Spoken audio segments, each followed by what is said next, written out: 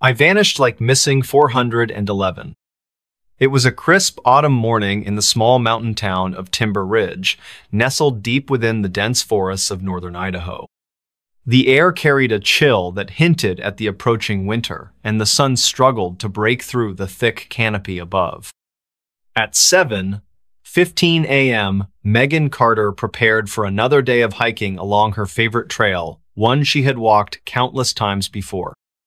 The trail wound through towering pines and rocky outcrops, offering breathtaking views of the valley below. But this time, something would be different, something no one could have predicted. Megan loved the solitude of the forest, the way it wrapped around her like an old friend. She carried only the essential water bottle, some snacks, and her phone tucked safely into her pocket. As she set off down the trail, boots crunching against the frost-covered leaves, she felt invigorated by the fresh air and the promise of adventure ahead. Yet, as the hours passed and the path grew increasingly isolated, a strange unease began to settle over her. By mid-morning, Megan reached a clearing. She knew well a wide expanse of grass surrounded by ancient trees whose branches stretched skyward like skeletal fingers. It was here that she paused to take in the scenery, snapping a few photos with her phone. That's when she noticed a faint humming sound, barely audible over the rustling leaves and chirping birds. Curious, she turned in a slow circle, trying to pinpoint its source. The hum grew louder, more insistent, until it filled her ears completely, drowning out all other sounds. Suddenly, the world around her seemed to shift. The once familiar landscape blurred at the edges, colors fading into shades of gray as if viewed through frosted glass. Megan stumbled backward, disoriented, her heart pounding wildly in her chest. "What's happening?" she whispered, clutching her phone tightly as if it might anchor her to reality. But then, without warning, the device slipped from her grasp, clattering onto the ground and shattering on impact. Panic surged through her as she realized she was completely cut off from help. The clearing now appeared eerily still, the previously lively atmosphere replaced by an oppressive silence that pressed against her eardrums. Shadows moved unnaturally in the corners of her vision, darting between trees and vanishing just as quickly. Megan called out, her voice trembling slightly, but there was no response, only the unsettling sensation of being watched. She tried to retrace her steps, retracing the path she had taken earlier, but each turn led her deeper into unfamiliar territory. The trail markers she relied on were gone, replaced by tangled underbrush and fallen logs that blocked her way. Hours, perhaps minutes. Time seemed distorted, hair passed as Megan wandered aimlessly through the forest, her mind racing with questions. Where had she gone wrong? Why did the trail seem to twist and turn unpredictably, leading her further astray with every step? And, most importantly, why did she feel so certain that she wasn't alone? As daylight began to fade, casting long shadows across the ground, Megan spotted something unusual in the distance, a cluster of strange symbols etched into the bark of a nearby tree. They looked almost deliberate, as though carved by human hands, yet their meaning eluded her.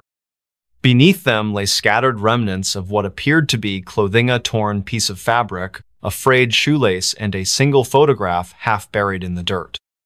Picking it up carefully, Megan examined the image closely. It depicted a group of people standing together, smiling happily, though none of their faces were familiar to her. What struck her most, however, was the date scrawled on the back years prior to her visit. A cold dread settled in her stomach as realization dawned upon her. These weren't ordinary artifacts, they belonged to others who had vanished without explanation, part of the mysterious phenomenon known locally as Missing 411. Stories abounded of hikers disappearing under similar circumstances, lured deep into the woods by unexplained forces, or simply vanishing into thin air. Some theorized alien abduction, while others pointed to supernatural entities guarding the forest jealously against intruders. Whatever the truth, Megan knew she was caught in the same snare. Night fell swiftly, plunging the forest into darkness save for the faint glow of moonlight filtering through the trees. Megan huddled beneath a makeshift shelter of branches and leaves, her body shaking uncontrollably from fear and exhaustion. Around her, strange noises echoed through the night, low growls, haunting whispers, and occasional bursts of laughter that sounded both childlike and menacing at the same time. Sleep proved impossible, her mind replaying every detail of the day's events in endless loops. Days, or perhaps weeks, time remained elusive, hair blurred together as Megan continued her desperate search for escape. Food and water ran low, forcing her to rely on whatever sustenance the forest provided. Her clothes grew tattered, her skin scratched and bruised from navigating treacherous terrain. Yet, despite her deteriorating condition, a part of her remained oddly calm, as if accepting her fate willingly. Was this how others had felt before disappearing forever? Trapped in an endless loop, unable to break free from the forest's grip? One evening, as twilight painted the sky in hues of orange and purple, Megan stumbled upon a peculiar sight: a cabin hidden deep within the woods, its windows dark but its door slightly ajar. Hope surged within her as she approached cautiously, calling out in case anyone might be inside. When no answer came, she pushed the door open gently, stepping inside to find the interior eerily intact. Furniture stood arranged neatly, books rested on shelves, and personal belongings littered surfaces as if their owners had left suddenly and never returned. On the wall hung a calendar, its pages flipped to a date far in the past, marking the disappearance of someone else who had ventured too far. Among the items scattered about, Megan discovered journals belonging to previous occupants, detailing their experiences in the forest.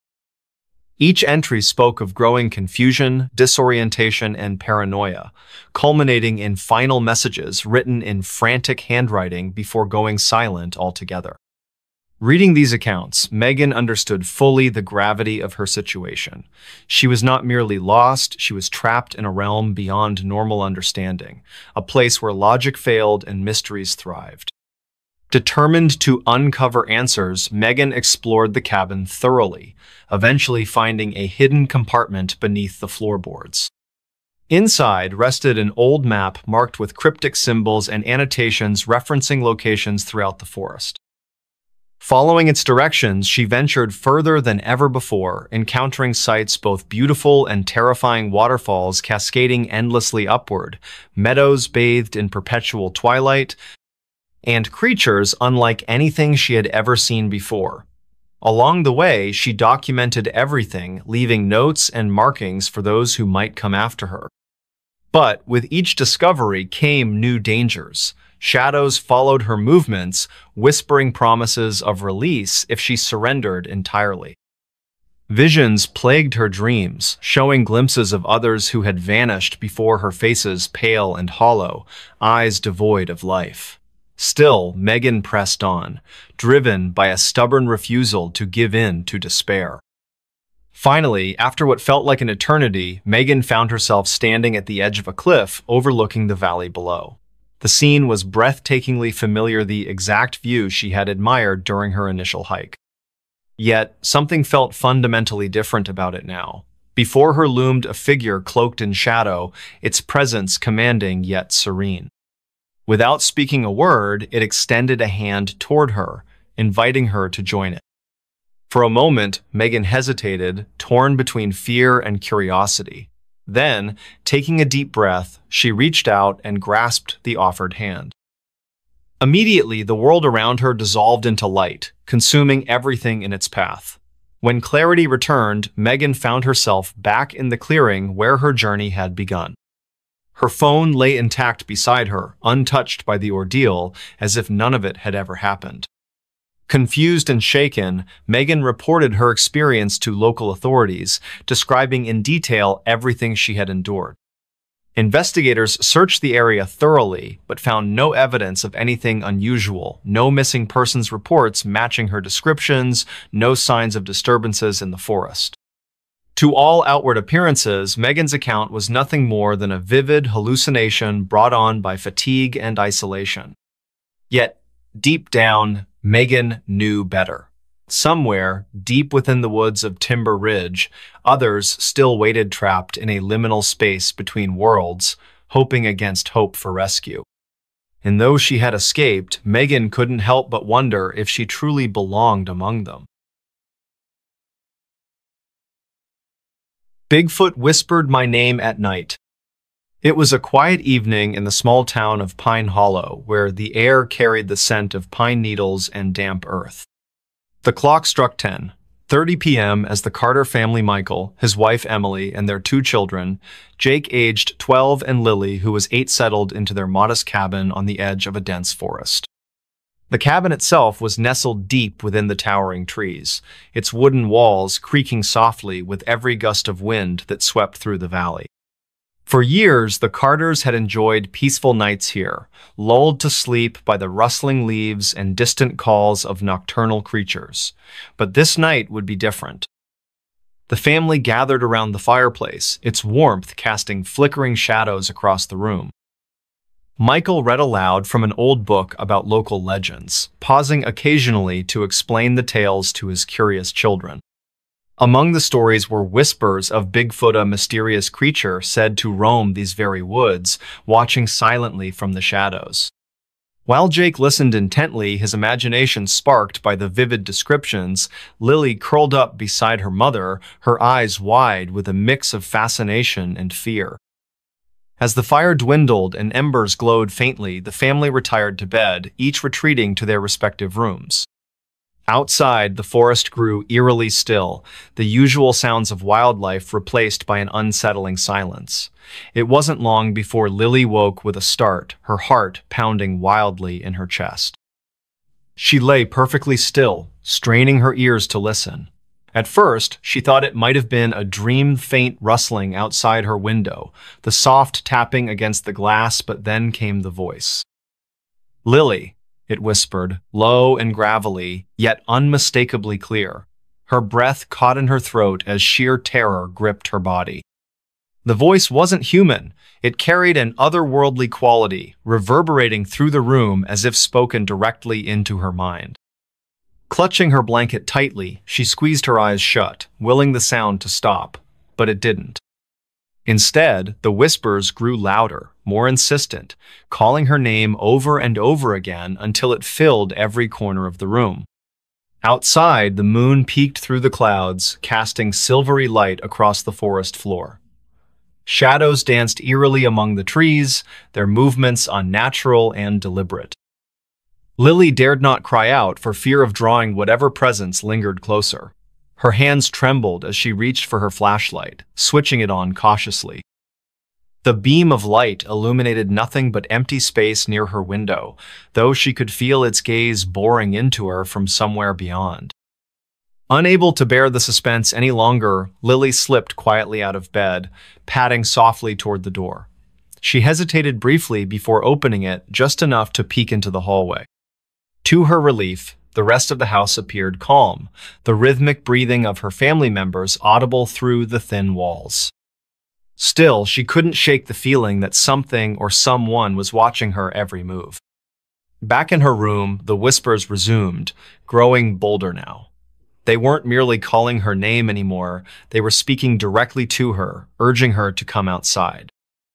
"You won't be afraid," the voice promised, its tone soothing yet undeniably menacing. "Come see me, I've waited so long." Each word sent shivers down Lily's spine, yet part of her felt inexplicably drawn to obey. Summoning whatever courage she possessed, Lily tiptoed to the front door, her fingers trembling as she turned the handle. The cool night air greeted her as she stepped onto the porch, her bare feet brushing against the wooden planks. The forest loomed ahead, its darkness impenetrable even under the pale glow of the moon. Yet, amidst the shadows, she spotted Movement's massive figure standing motionless at the edge of the tree line. Its form was hulking, its shoulders broad and covered in thick fur that shimmered faintly in the moonlight. Its head tilted slightly, studying her with eyes that glowed like embers in the dark. For a moment, neither moved, locked in a silent exchange that seemed to stretch on forever. Then, without warning, the creature took a step forward, its massive feet crunching against the fallen leaves. Lily gasped, stepping back instinctively. "Stay away," she shouted, her voice cracking slightly. The creature paused, tilting its head once more as if considering her words. Then, slowly, it raised one hand, pointing toward the forest. "Follow me," it whispered, its voice resonating through the night air. Paralyzed with fear but unable to look away, Lily stood frozen as the creature turned and disappeared into the depths of the woods. Behind her, the door creaked open as Michael emerged, alerted by her cries. "Lily, what's wrong?" he asked, his voice laced with concern. But when he looked where she pointed, there was nothing, only the endless expanse of trees swaying gently in the breeze. Inside, the family huddled together, trying to make sense of what had happened. Emily held Lily tightly, her own fear masked by maternal instinct. Michael grabbed a flashlight and ventured cautiously into the woods, searching for any sign of the mysterious figure. But the forest remained silent, its secrets hidden beneath layers of shadow and mist. In the days that followed, strange occurrences plagued the cabin. Objects moved on their own accord, doors creaked open and shut without explanation, and whispers echoed through the halls late at night. Lily claimed to hear her name called repeatedly, though no one else could confirm the sounds. Despite their skepticism, the family began to believe they were being watch-stalked even by something far greater than themselves. Desperate for answers, they consulted local historians and Native American elders, learning about the legend of Bigfoot and its connection to the land. Some believed the creature acted as a guardian of the forest, protecting it from those who sought to harm it. Others spoke of encounters with beings who communicated telepathically, offering guidance or warnings depending on intent. Regardless, the parallels between these accounts and their own experiences were undeniable. Weeks turned into months, and the haunting continued. Sleep eluded the Carters as they listened helplessly to the whispers that filled their home. Eventually, they made the difficult decision to leave Pine Hollow behind, relocating to a city far removed from the forest and its mysteries. For a time, peace returned to their lives. They rebuilt routines, finding comfort in the familiarity of urban surroundings. Yet every now and then, during quiet nights when the world seemed most still, Lily swore she heard it again, that same gravelly voice whispering her name softly in the dark. Years later, the Carters rarely spoke of their ordeal. Though grateful for their escape, they couldn't shake the feeling that the forest and its enigmatic inhabitant hadn't truly let go. Somewhere, deep within the woods surrounding Pine Hollow, Bigfoot still waited, watching, listening, ready to call another name into the night. Hookman left his claw behind. It was a chilly autumn evening in the small town of Willow Creek, where the air carried the scent of fallen leaves and damp earth. The clock struck 9:45 p.m. as Emily Carter sat nervously in her car, parked near the edge of a darkened forest at the end of Maple Lane. Beside her sat her boyfriend, Mark Thompson, his arm resting casually on the back of the seat as he tried to reassure her with light conversation. The forest loomed ominously ahead, its towering trees casting long shadows across the road, even under the pale glow of the moon. Neither spoke of the reason they were there, the infamous legend of the Hookman. The story had been whispered among their friends for years, passed down like an urban myth meant to scare teenagers into behaving themselves. According to local lore, the Hookman was a disfigured killer who roamed the woods at night, searching for unsuspecting victims. His weapon of choice? A jagged, claw-like hook that replaced one of his handsaw, gruesome reminder of his violent past. Some claimed he had died decades ago, while others swore he still stalked the area, drawn by the fear of those who dared visit his domain after dark. Tonight, Emily and Mark found themselves testing the truth behind those tales.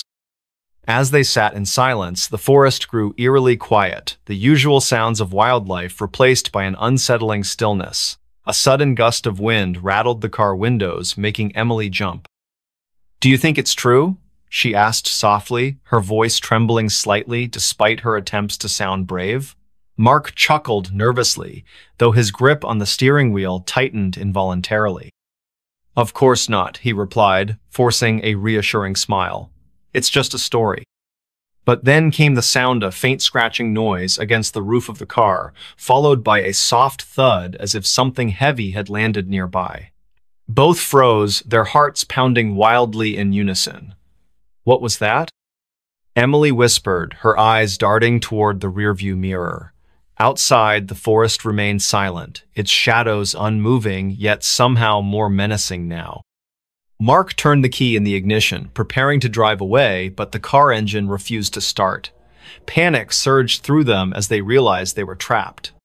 From somewhere beyond the tree line emerged a figure tall, gaunt, and cloaked in darkness. Its face was obscured by shadow, but its presence radiated an undeniable menace. In one hand, it held what appeared unmistakably to be a hooked blade, glinting faintly in the moonlight. Emily screamed, throwing herself against the passenger door as the figure approached slowly, deliberately. Each step echoed through the night, amplifying their terror until it felt almost unbearable. "Stay calm," Mark urged, though his own voice betrayed his fear. He fumbled with the keys, praying the engine would cooperate, but nothing happened. The figure reached the car window now, its claw scraping lightly against the glass. Inside, Emily sobbed uncontrollably, clutching her purse tightly as if it might protect her from whatever horror awaited outside. Mark grabbed a flashlight from the glove compartment, shining it directly at the figure in hopes of driving it back. But instead of retreating, the creature tilted its head slightly, studying them with unnatural curiosity. Then, without warning, it vanished, disappearing into the shadows as quickly as it had appeared. Emily and Mark sat frozen for several moments, unsure whether to believe their eyes. Finally, the car engine roared to life and they sped away from the forest as fast as possible. Behind them, the hookman's laughter echoed through the night, chilling them to the bone. Back at Emily's house, they collapsed onto the couch, breathing heavily as adrenaline coursed through their veins. Their relief was short-lived, however, when Emily noticed something peculiar inside her Percy single, rust-stained claw resting among her belongings. Her breath caught in her throat as sheer terror gripped her body once again. "He left it behind," she stammered, her voice barely audible over the sound of her own pulse pounding in her ears. Mark examined the object closely, his fingers trembling slightly as he touched it. It was unmistakably Riala, grotesque relic of the hookman's existence. Yet, how had it gotten there? Neither could remember opening their bags during the encounter, nor did they recall seeing him drop anything before disappearing. The implications were terrifying. They weren't merely being watched, they were being toyed with.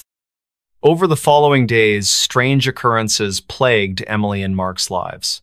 Shadows moved unnaturally in the corners of their vision, whispers filled the air even when no one else was present, and occasionally, they heard the faint scratching sound that reminded them all too vividly of that fateful night.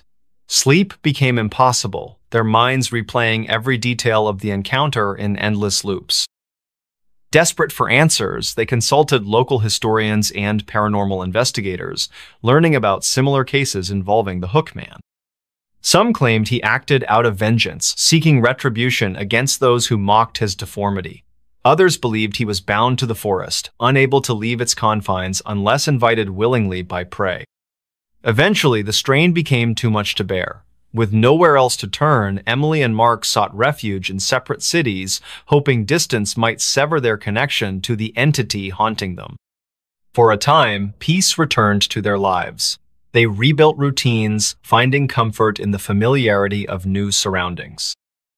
Yet, every now and then, during quiet nights when the world seemed most still, Emily swore she heard it again, that same scratching sound creeping closer, accompanied by faint giggles that sounded both childlike and menacing at the same time.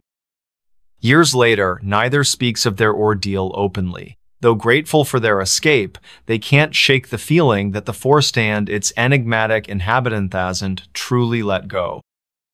Somewhere, deep within the woods surrounding Willow Creek, the Hook Man still waits watching, waiting, ready to claim his next victim.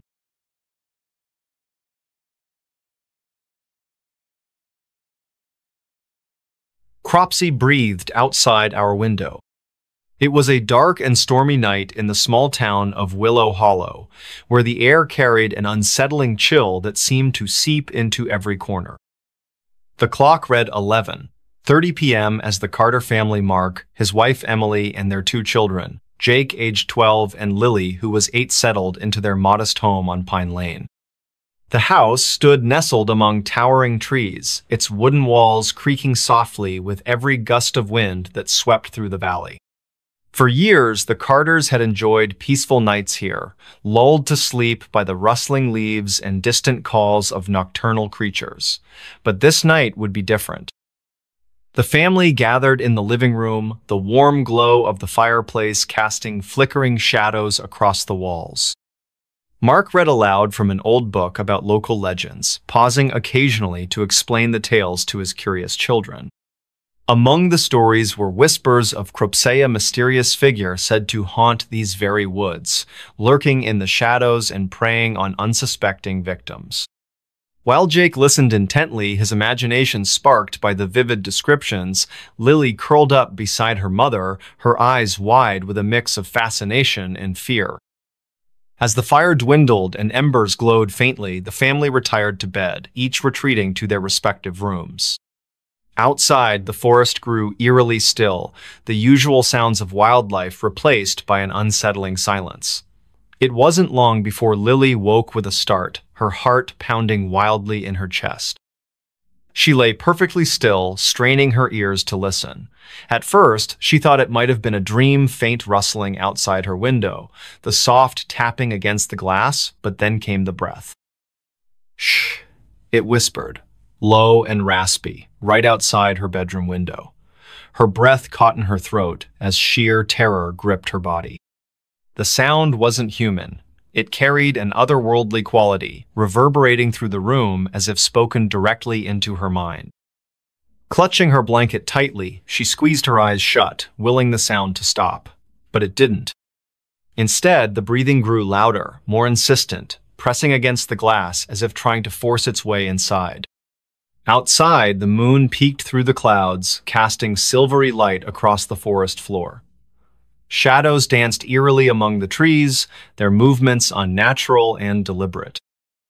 Lily dared not cry out for fear of drawing whatever presence lingered closer. Her hands trembled as she reached for her flashlight, switching it on cautiously.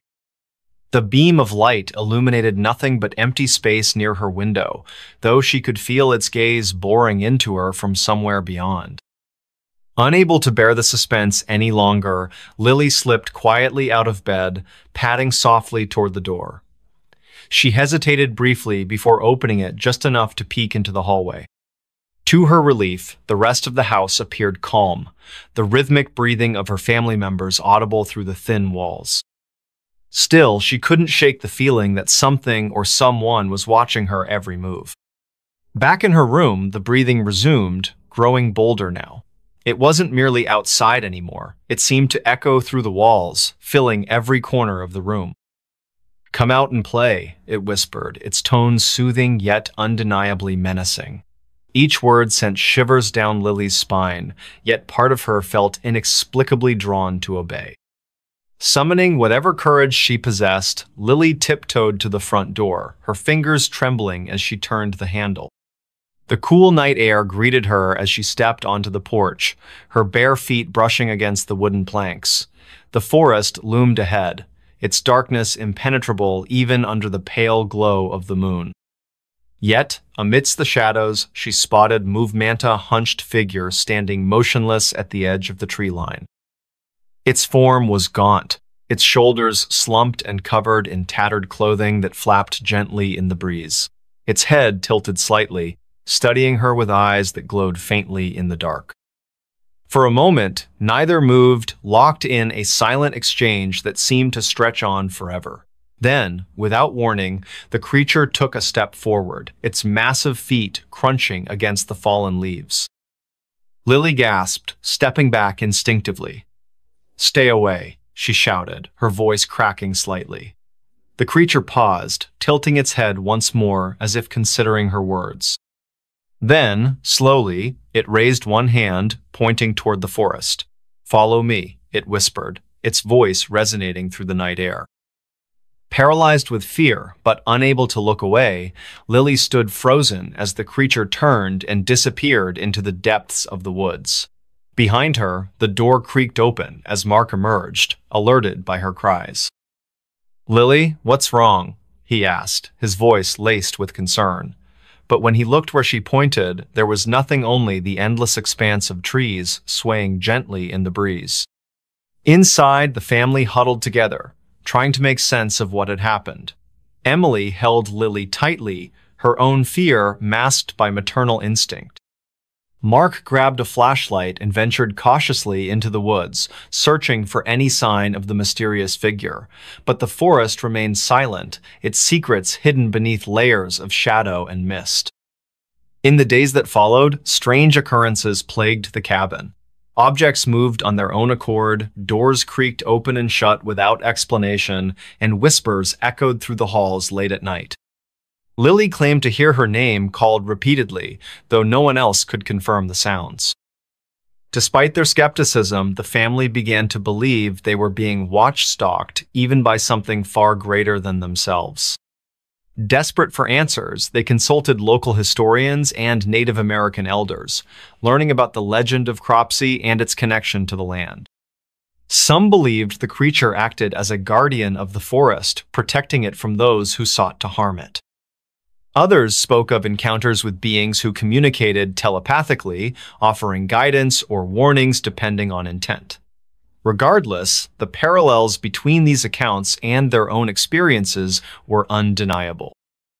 Weeks turned into months, and the haunting continued. Sleep eluded the Carters as they listened helplessly to the whispers that filled their home. Eventually, they made the difficult decision to leave Willow Hollow behind, relocating to a city far removed from the forest and its mysteries. For a time, peace returned to their lives. They rebuilt routines, finding comfort in the familiarity of urban surroundings. Yet, every now and then, during quiet nights when the world seemed most still, Lily swore she heard it again, that same raspy whisper calling her name softly in the dark. Years later, the Carters rarely spoke of their ordeal. Though grateful for their escape, they couldn't shake the feeling that the forest and its enigmatic inhabitant truly let go. Somewhere, deep within the woods surrounding Willow Hollow, Cropsey still waited, watching, listening, ready to call another name into the night. Next story. The Bridge That Warps Time. The air was heavy with the scent of damp earth and decaying leaves as I stood at the edge of the forest, staring down the narrow dirt road that led to it. It wasn't marked on any map, not even Google Maps, which had become my lifeline during this impromptu road trip through the backwoods of northern Maine. My GPS had been acting up for miles now, its once reliable voice cutting out mid-sentence, replaced by static or silence altogether. I hesitated before stepping forward, glancing over my shoulder at the car parked haphazardly on the side of the road. Its headlights cast long shadows across the underbrush, illuminating nothing but an endless sea of trees. This place felt wrong, like the kind of spot where stories began and ended. But curiosity, that insidious little devil, pushed me forward. And then I saw it. The bridge loomed ahead, skeletal and ancient, spanning a ravine so deep I couldn't see the bottom. It looked like something out of a postcard from another century. Weathered wooden planks creaking beneath moss-covered beams, iron supports rusted nearly beyond recognition. Yet despite its decrepit appearance, there was something unsettling about it, something that made my skin prickle and my breath catch in my throat. It didn't belong here. As I approached, the sound of rushing water below grew louder, though I still couldn't make out the source. Each step closer sent shivers racing up my spine. There were no signs warning travelers away, no caution tape blocking access, just the bridge itself waiting silently for whoever dared cross it. A local legend, perhaps? I thought briefly of asking someone in town earlier, but they all seemed too eager to change the subject whenever I mentioned the area. One man, his face lined with years of hard living, simply stared at me for what felt like an eternity before muttering something about things best left alone. His words echoed in my mind now, chilling in their ambiguity. Still, I kept walking. My phone buzzed in my Poketa text notification. Pulling it out, I frowned when I saw the message displayed on the screen. Don't go. No sender name, no number. Just those two stark words glowing ominously against the dark background. Before I could process it further, the phone glitched violently, the screen flickering between random photos, videos, and apps until finally going black. Dead. Completely dead. Forcing myself to breathe, I slipped the useless device back into my pocket and took one last look around. The forest seemed quieter now, almost suffocating in its stillness. No birds chirping, no wind rustling the leaves. Just the steady hum of unease building in my chest. Then I stepped onto the bridge. At first, everything seemed normal. The planks groaned beneath my weight, tiny splinters digging into the soles of my shoes. The roar of the river or whatever lay below was deafening, yet strangely distant, as if muffled by some invisible barrier. I glanced down, expecting to see cracks in the wood or exposed nails, but instead found myself staring at reflections. Not mine, though. They moved independently of me, distorted figures caught mid-motion, some reaching out, others screaming silently, their mouths stretched wide in silent agony. Their eyes locked onto mine, unblinking, unwavering, and then they vanished, swallowed by the darkness below. Time began to shift. I noticed it first when I checked my watch, another futile attempt to regain control. The second hand twitched erratically, stopping and starting in unpredictable bursts. Seconds dragged into minutes. Minutes collapsed into seconds. My heartbeat quickened, matching the erratic rhythm of the clock. Was I imagining it, or was something else at play? Footsteps echoed behind me. Spinning around, I searched the bridge for whoever or whatever was following me, but I was alone. The only sound came from the river far below, its ceaseless flow masking anything else that might be lurking in the shadows. Still, the footsteps persisted, growing louder with each passing moment. They weren't coming from behind anymore, they were ahead. Ahead of me. Panic clawed at my throat as I realized the impossible. The steps were echoing before I moved. By the time I reached the midpoint of the bridge, reality had fractured completely. The sun hung low in the sky, casting golden light across the landscape, but the temperature plummeted, frost forming instantly on the wooden planks beneath my feet. Night fell abruptly, stars winking into existence above me as though triggered by some cosmic switch. Then dawn broke again, painting the world in hues of pink and orange. All within the span of a single breath.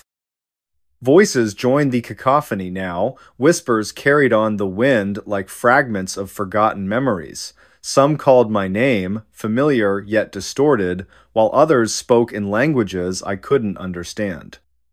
Among them, one voice stood out, a child's laughter, pure and innocent, followed by a sharp cry of pain.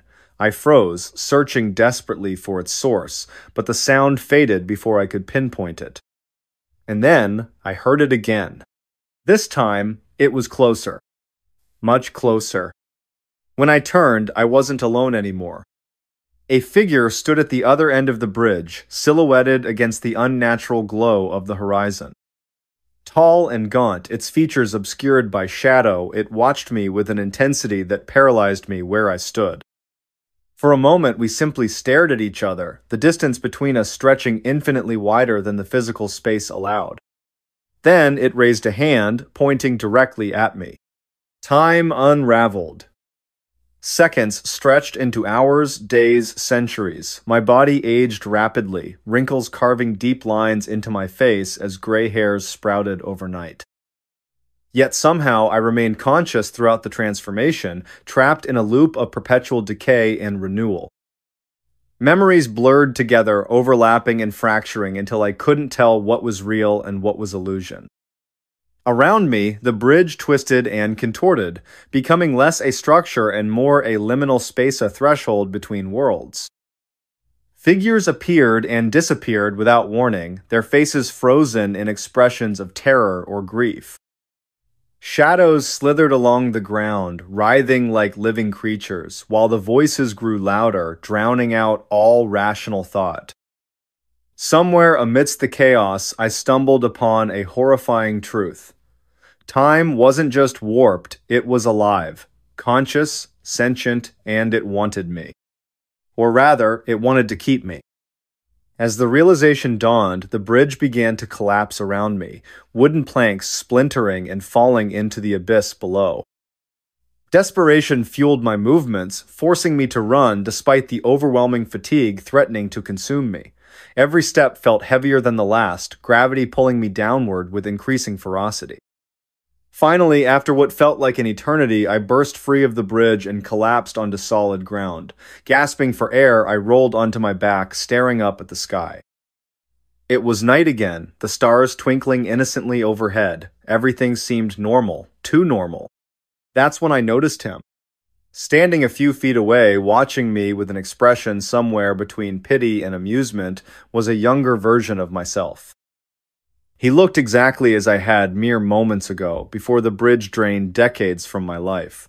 Our eyes met, and for a brief instant I saw understanding flash across his face. He knew. Knew what? Before I could ask, he smiled faintly and shook his head, mouthing a single word. Run.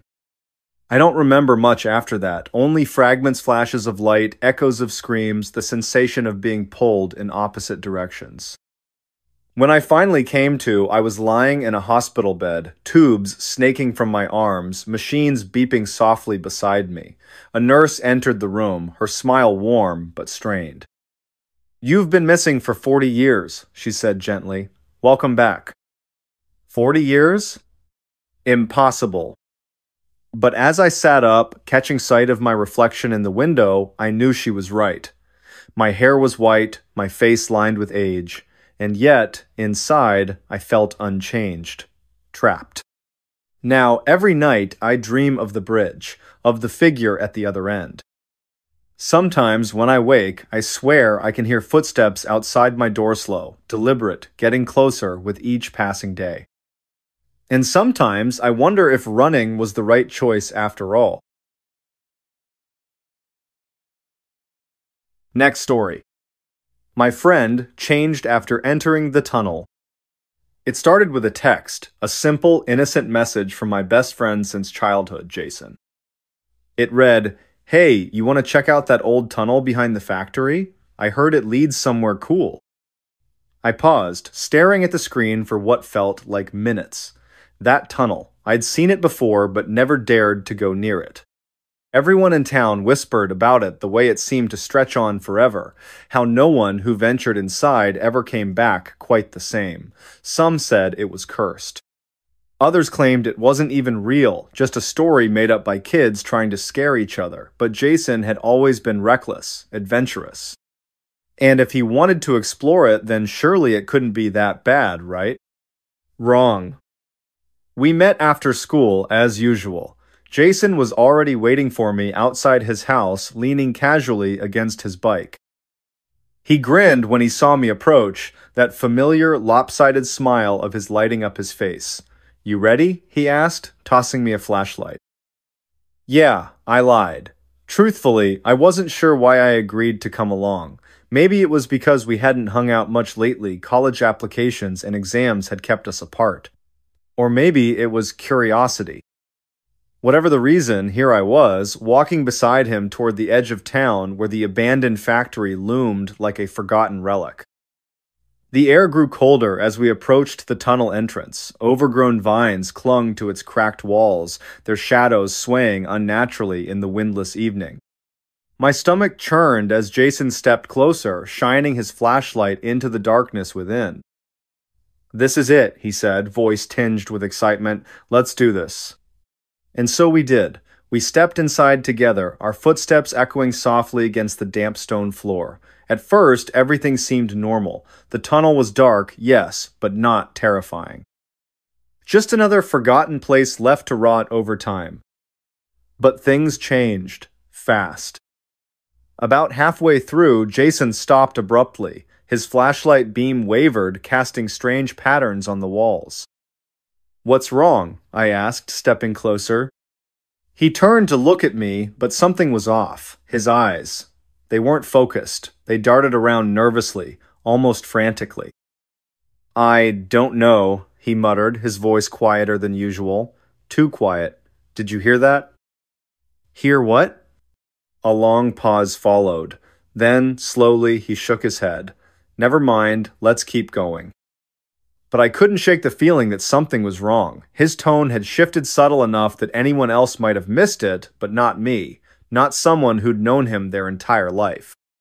As we pressed deeper into the tunnel, the atmosphere began to warp.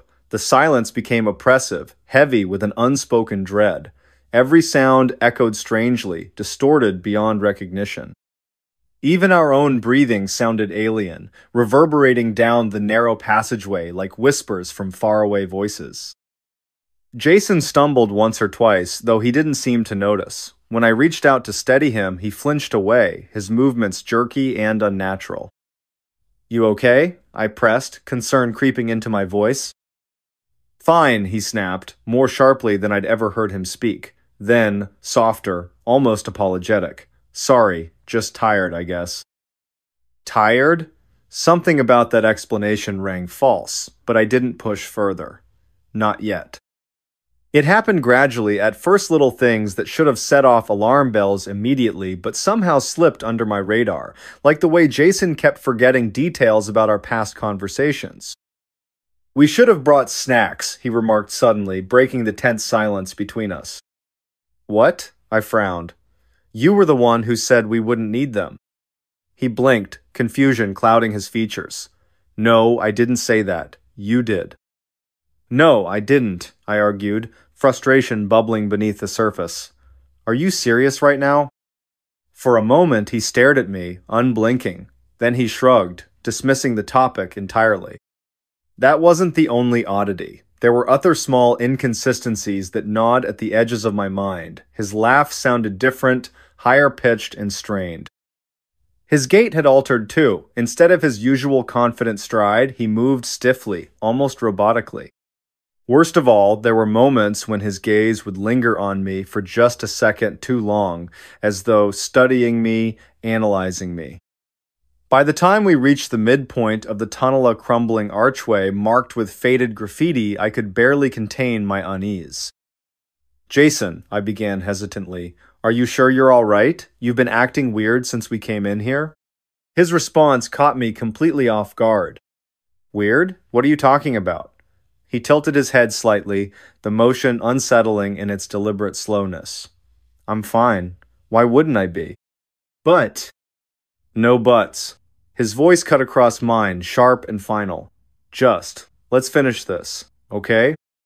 I swallowed hard, nodding despite the growing pit in my stomach. Something was very, very wrong, and whatever it was, it had taken hold of Jason. The deeper we went, the worse it got. The tunnel itself seemed to twist and turn unpredictably, leading us in circles despite our best efforts to track our progress. Walls appeared where none had been before, blocking paths we swore we'd passed earlier. Echoes multiplied, overlapping until they formed unintelligible murmurs that sent shivers down my spine. And Jason... Oh, Jason. He stopped speaking altogether after a while, content to trudge silently ahead of me. Occasionally, he'd glance back, his expression unreadable. Sometimes I thought I saw recognition flicker in his eyes, the Jason I knew, but those moments were fleeting, vanishing almost as soon as they appeared. Then came the incident with the handprint. We were standing near a particularly narrow section of the tunnel when Jason suddenly grabbed my arm, pulling me close. "Look," he whispered, pointing at the wall beside him. At first, I saw nothing unusual, just more cracked stone covered in layers of grime. But then I noticed a faint impression pressed into the surface as though someone had slammed their palm against it with tremendous force. Except, it wasn't human. The fingers were elongated, the thumb positioned unnaturally low. The entire print radiated an aura of wrongness, making my skin crawl. "That's not possible," I stammered, backing away instinctively. "It is," Jason replied, his voice eerily calm, "and it's coming for us." Before I could respond, he shoved me forward, urging me to run. "Go," he shouted. "Get out of here." I obeyed, stumbling blindly through the labyrinthine passages. Behind me, I heard footsteps not ours, but heavier, dragging. Each step resonated through the tunnel like thunder, shaking the ground beneath my feet. When I finally stopped running, panting and disoriented, I realized Jason was nowhere in sight. Panic surged through me as I called out his name over and over again. No answer. Only the eerie silence of the tunnel greeted me. Until a soft chuckle echoed behind me. Turning slowly, I found myself face to face with Jason, or rather, something pretending to be him. His appearance had shifted subtly, almost imperceptibly. His eyes glowed faintly now, their irises swirling with unnatural hues. His smile stretched impossibly wide, splitting his face in two. "You shouldn't have come here," he intoned, voice deep and resonant, layered with countless others. "What are you?" I demanded, backing away. "Oh, I'm still your friend," he cooed, advancing steadily. "Just better, stronger. Don't worry, you'll understand soon enough." "No!" I screamed, turning tail and bolting once more. But no matter how fast I ran, his laughter pursued me, filling the tunnel with an unbearable cacophony of mocking voices. And then, just as I thought I might lose him for good, I heard Ida's faint whisper carried on the wind. "Help me." The voice was unmistakable. It belonged to the real Jason. I froze, torn between hope and terror. Should I go back? Could I trust what I'd heard? Before I could decide, a cold hand closed around my ankle, yanking me backward. Looking down, I saw a face emerging from the shadows of face identical to mine. "Your turn," it whispered, dragging me into the abyss. When I woke, I was alone. The tunnel stood empty, its entrance yawning open like a mouth waiting to swallow me whole. Shaking, I staggered out into the sunlight, gasping for breath. But as I glanced at my reflection in a nearby puddle, I noticed something strange. My eyes. They weren't mine anymore. They glowed faintly, swirling with colors I couldn't name. And somewhere deep inside, I heard Jason's voice calling my name. Only this time, it wasn't a cry for help. It was a warning. Next story. We woke up in the wrong universe. It was supposed to be just another night. We had been driving for hours, Sarah and I. She sat in the passenger seat, humming softly along with some old indie song on the radio, the kind of music you only listen to when no one else is around. It felt good, quiet, peaceful. We were heading back from a weekend getaway, our little cabin nestled deep within the woods now far behind us. Neither of us wanted to talk much. Sometimes silence speaks louder than words ever could. The hotel we stopped at wasn't fancy, but it didn't need to be. A small roadside inn, its neon sign flickering faintly in the rain that had started sometime after midnight. Vacancy. It read, or maybe it said vacant. I couldn't quite tell through the haze of exhaustion clouding my vision.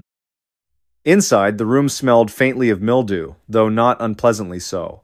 2 twin beds, a cracked mirror above the dresser, and a television mounted crookedly on the wall completed the scene.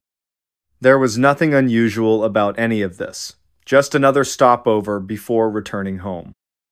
Sarah stretched out on her bed, pulling off her boots without complaint. Her eyes met mine briefly before she rolled onto her side, facing away from me. "Good night," she murmured, her voice already heavy with sleep. "Night," I replied softly, tugging up the covers on my own bed.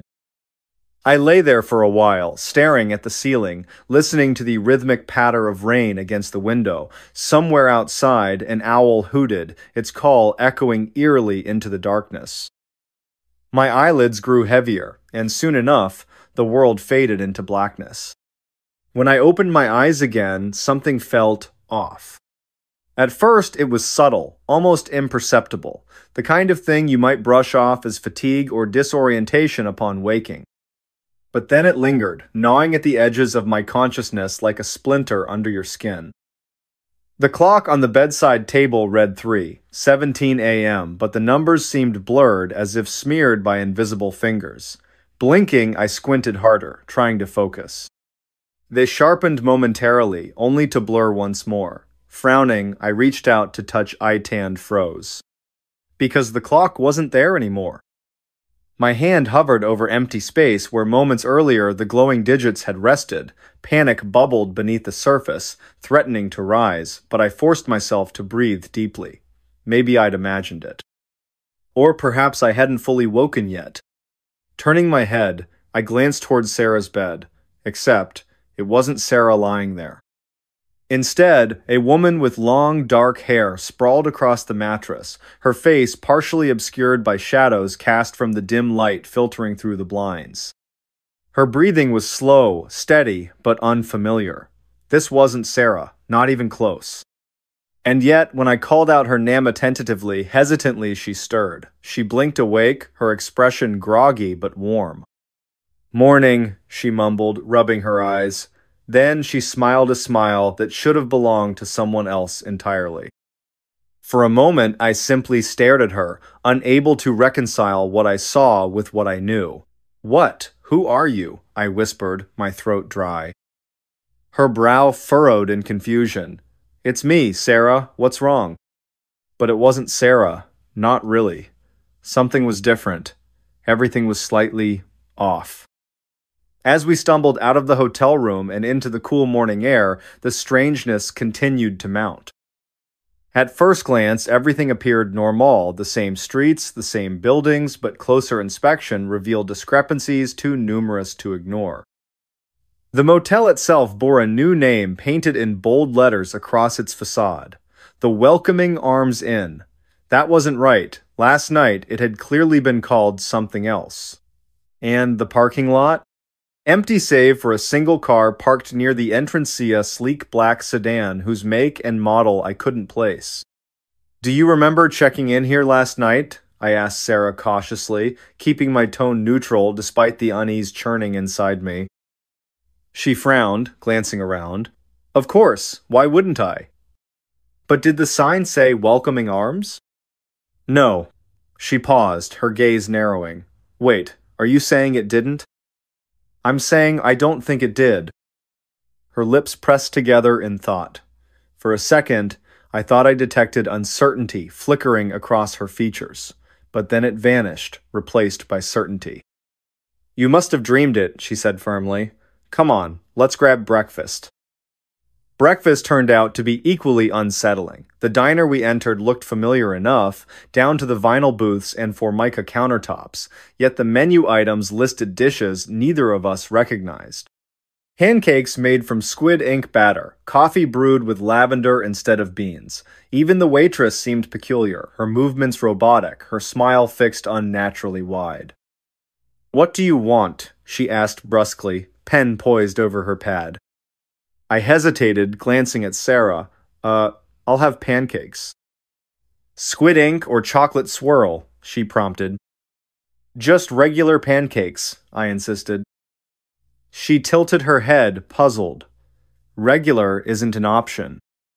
Before I could argue further, Sarah interjected smoothly, ordering both our meals. As she spoke, I noticed how differently she carried herself compared to the night before. Her accent sounded thicker, almost foreign. Words spilled from her mouth in patterns that felt unnatural, clipped syllables punctuating each sentence. By the time our food arrived, I barely touched it. Each bite tasted wrong, not bad, exactly, but altered somehow. Like biting into an apple, expecting sweetness only to find bitterness instead. "This isn't real," I muttered under my breath, pushing the plate aside. Sarah sighed heavily, setting down her fork. Listen, I know you're tired, but maybe you should get some fresh air. You're acting paranoid. Paranoid? Was I, or was she?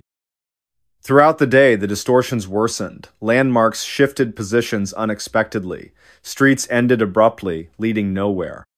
People we passed greeted us enthusiastically, calling us names we didn't recognize. Hey, Jake. Long time no see, a man shouted cheerfully as we walked past a park bench. I froze mid-step, turning to face him. Excuse me, I think you've got the wrong person. My name's Alex. He chuckled, shaking his head. Alex? No way. You've always gone by Jake. Since high school, remember? High school? What was he talking about? I'd never met this guy in my life. Sarah stepped forward, placing a reassuring hand on my arm. Ignore him, she murmured quietly. He's drunk. But was he? Or was I? Doubt crept in like frost spreading across glass. How could anyone be sure of anything in a world like this?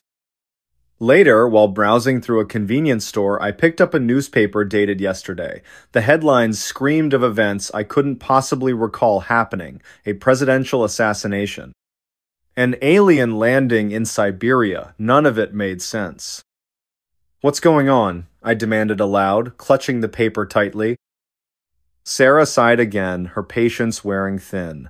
Maybe you hit your head last night, or maybe you're just stressed. Either way, obsessing over this isn't helping. Was she right? Was I losing my grip on reality, or was she part of whatever illusion trapped me here? That evening, we found ourselves back at the motel, or rather, what passed for the motel. Its appearance had changed yet again, now bearing the name Shelter Haven Lodge. Inside, the decor differed drastically, modern furnishings replacing outdated ones, walls painted bright yellow rather than beige.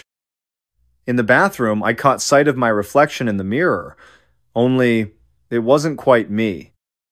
My features remained identical, but my expression lagged behind my actual emotions, delayed by fractions of a second. When I raised my hand, the image followed suit, but sluggishly, as though swimming through molasses. Panic surged anew. I spun away from the mirror, backing into the doorframe. Sarah, I cried, something's seriously wrong. She appeared instantly, concern etched onto her face. But when she peered into the mirror beside me, she saw nothing amiss. I don't understand, she admitted finally. To me, it looks fine. Fine? How could she possibly think? And then I realized she wasn't seeing the same thing I was. Whatever rift existed between us stretched wider with every passing moment. Worse still, certain sequences began repeating themselves. Conversations replayed verbatim, actions mimicked precisely, time looped endlessly, trapping us in an eternal present tense. By the third day, or was it the fifth? A revelation struck me. Hidden among the chaos lay clues pointing to one horrifying truth: we weren't merely lost in a parallel universe. No, this was something far more sinister. A fragment of memory surfaced unbidden: a lab coat, sterile equipment, wires snaking toward electrodes attached to my temples. Experiments. They'd experimented on me, on us. Manipulating perception, altering reality itself until we couldn't distinguish dream from waking life. They sent us here, I whispered hoarsely to Sarah, who stood frozen beside me. They deliberately pushed us into this simulation. Her response came swiftly, cutting through my burgeoning despair. Who? Who would do such a thing? I shook my head helplessly. I don't know, but whoever they are, they're watching us right now.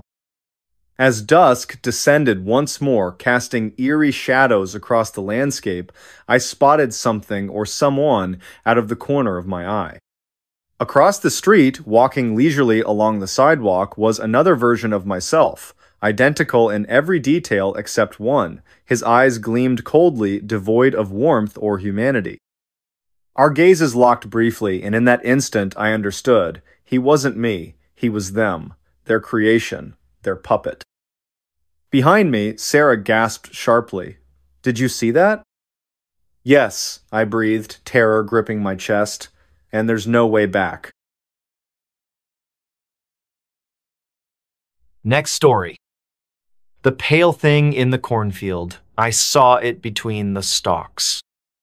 I don't know where to begin. I suppose I should start with the cornfields, those endless rows of green, stretching out like a sea under the summer sun. They were everywhere when I came back home. Or what used to be my home. My family's farm sat nestled between them, surrounded by acres upon acres of stalks, so tall they seemed to scrape the sky.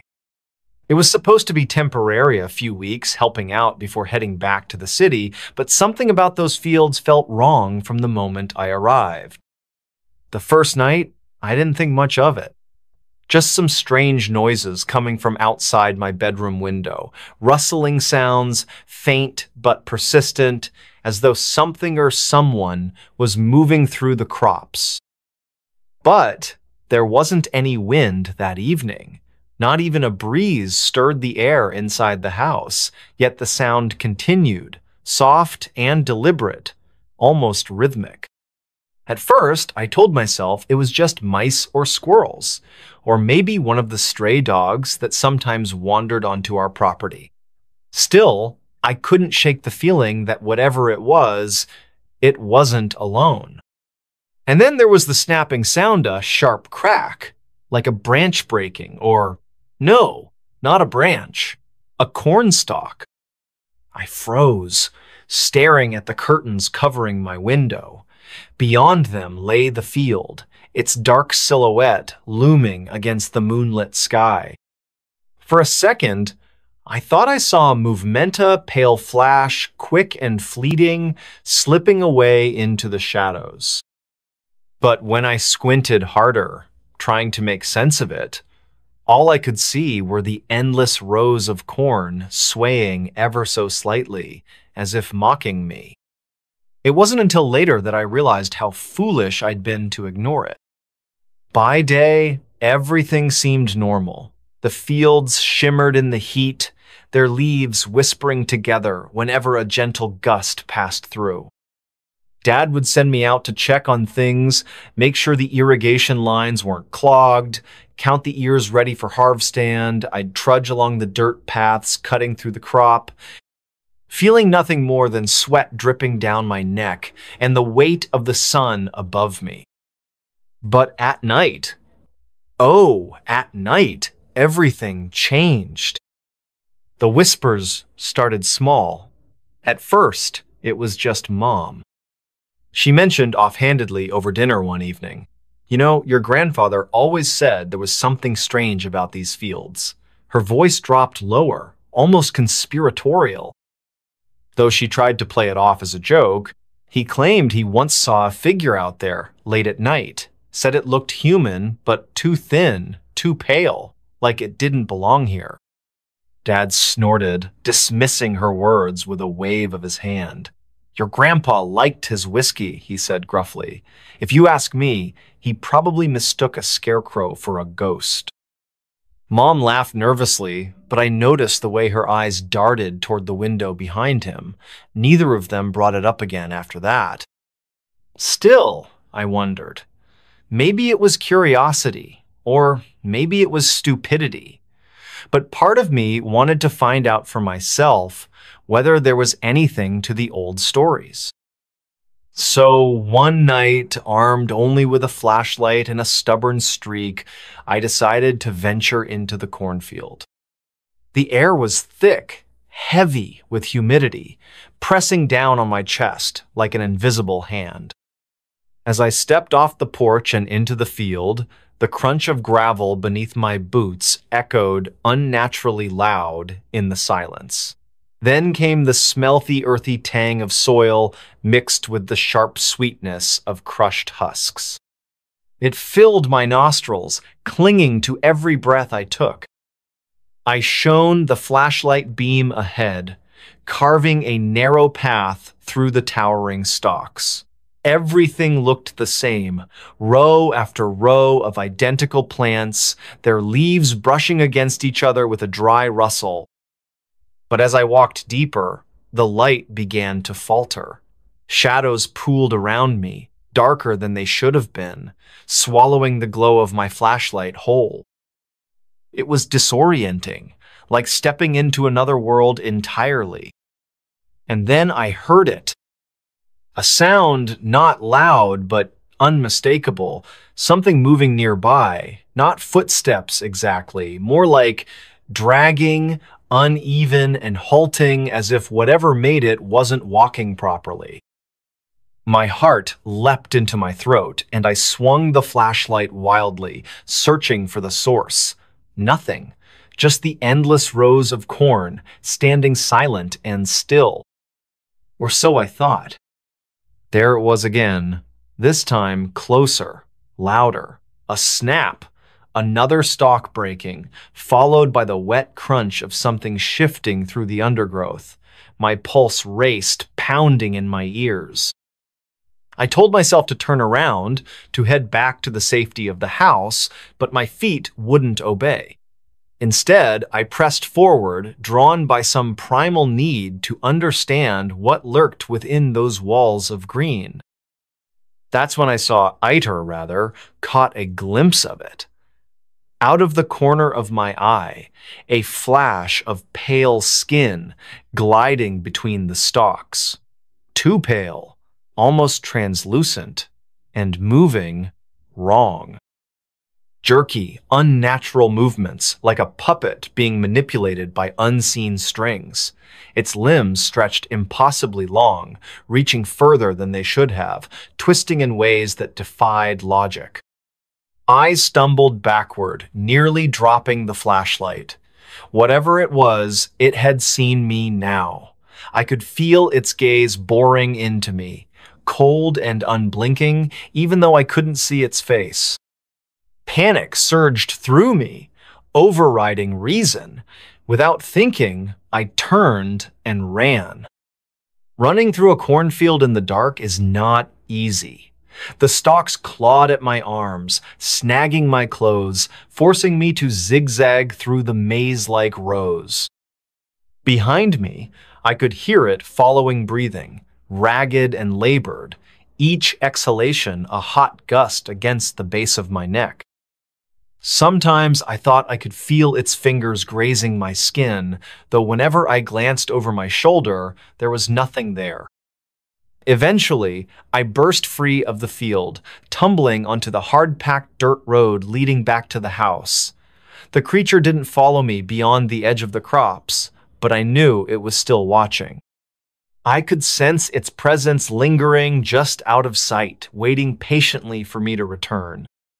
When I finally reached the safety of the porch, I collapsed against the doorframe, trembling uncontrollably. Inside, Mom called out worriedly, asking why I was shaking so badly. I lied, telling her I'd tripped and scraped my knee. She didn't press me further, but I saw the concern etched across her face. Over the next few days, I tried to convince myself it was all in my head. Maybe exhaustion had gotten to me, or perhaps I really had imagined the whole thing. But the signs kept piling up. More rustling sounds at night, more snapped stalks littering the ground near the house. And worst of all, faint outlines appearing in the distance during sunrise tall, gangly figures standing motionless among the corn, their faces obscured by the morning haze. One morning, I swore I saw one of them looking directly at me, its head tilted slightly, as if studying me before melting back into the rows. When I told Dad about it, he dismissed it with a grunt. "Probably just a deer," he muttered, refilling his coffee cup. But his knuckles went white around the handle, and for the first time I noticed the revolver tucked into the waistband of his jeans. The final confrontation happened on the last night I spent there. By then, I knew better than to go near the fields alone, but desperation drove me anyway. I needed answers, closure, anything to explain what was happening. Armed with a lantern this time, I ventured back into the depths of the crop, determined to confront whatever dwelled within. This time, it found me first. I remember the moment vividly. The lantern flickered, casting eerie shadows across the stalks surrounding me. Then, without warning, the creature emerged from the darkness. It stood mere feet away, illuminated briefly by the wavering light. Its form was gaunt, skeletal, its skin stretched taut over protruding bones. Eyes black voids, devoid of life, stared straight into mine, unblinking and unyielding. Its mouth opened wide, revealing jagged teeth stained with something dark and sticky. Before I could scream, it lunged. Time slowed as I dove to the side, narrowly avoiding its outstretched claws. The lantern fell, spilling oil onto the ground and igniting a small fire. The flames roared to life, illuminating the area brightly enough to reveal dozens of similar shapes lurking in the periphery, their forms distorted and monstrous.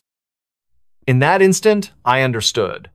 These weren't animals or spirits. They were something else entirely. Something ancient, malevolent, and hungry. Somehow, I managed to escape. Whether it was luck or sheer terror driving me, I bolted through the field faster than I ever had before, ignoring the pain as thorns tore at my flesh. When I reached the house, I slammed the door shut behind me, barricading it with furniture, despite knowing it wouldn't hold forever. Now, sitting here in the quiet darkness, I listened to the sounds outside, rustling, snapping, breathing. Every night it grows louder, closer. Whatever it is, it's getting bolder, braver. Soon I fear it won't stop at the edge of the field anymore. If you're hearing this, please believe me. There's something out there, something that doesn't belong, and it's coming for us. Is anyone still listening? Next story. Haunted hospital corridors, true night shift horror, lonely hospital night shift. The hospital smelled like death. Not the clean antiseptic kind you might expect from a sterile environment, but something deeper and older like decay seeping into every crack of the walls. It was faint at first, almost imperceptible, but as soon as Sarah stepped through the heavy double doors leading to Wing E, it hit her full force. She clutched her clipboard tighter and tried to shake off the chill that ran down her spine. It wasn't supposed to be this bad. When she'd accepted the job as a night shift janitor at St. Blanc, Mercy General Hospital, they'd told her it would be simple maintenance work. Mopping floors, restocking supplies, emptying trash bins.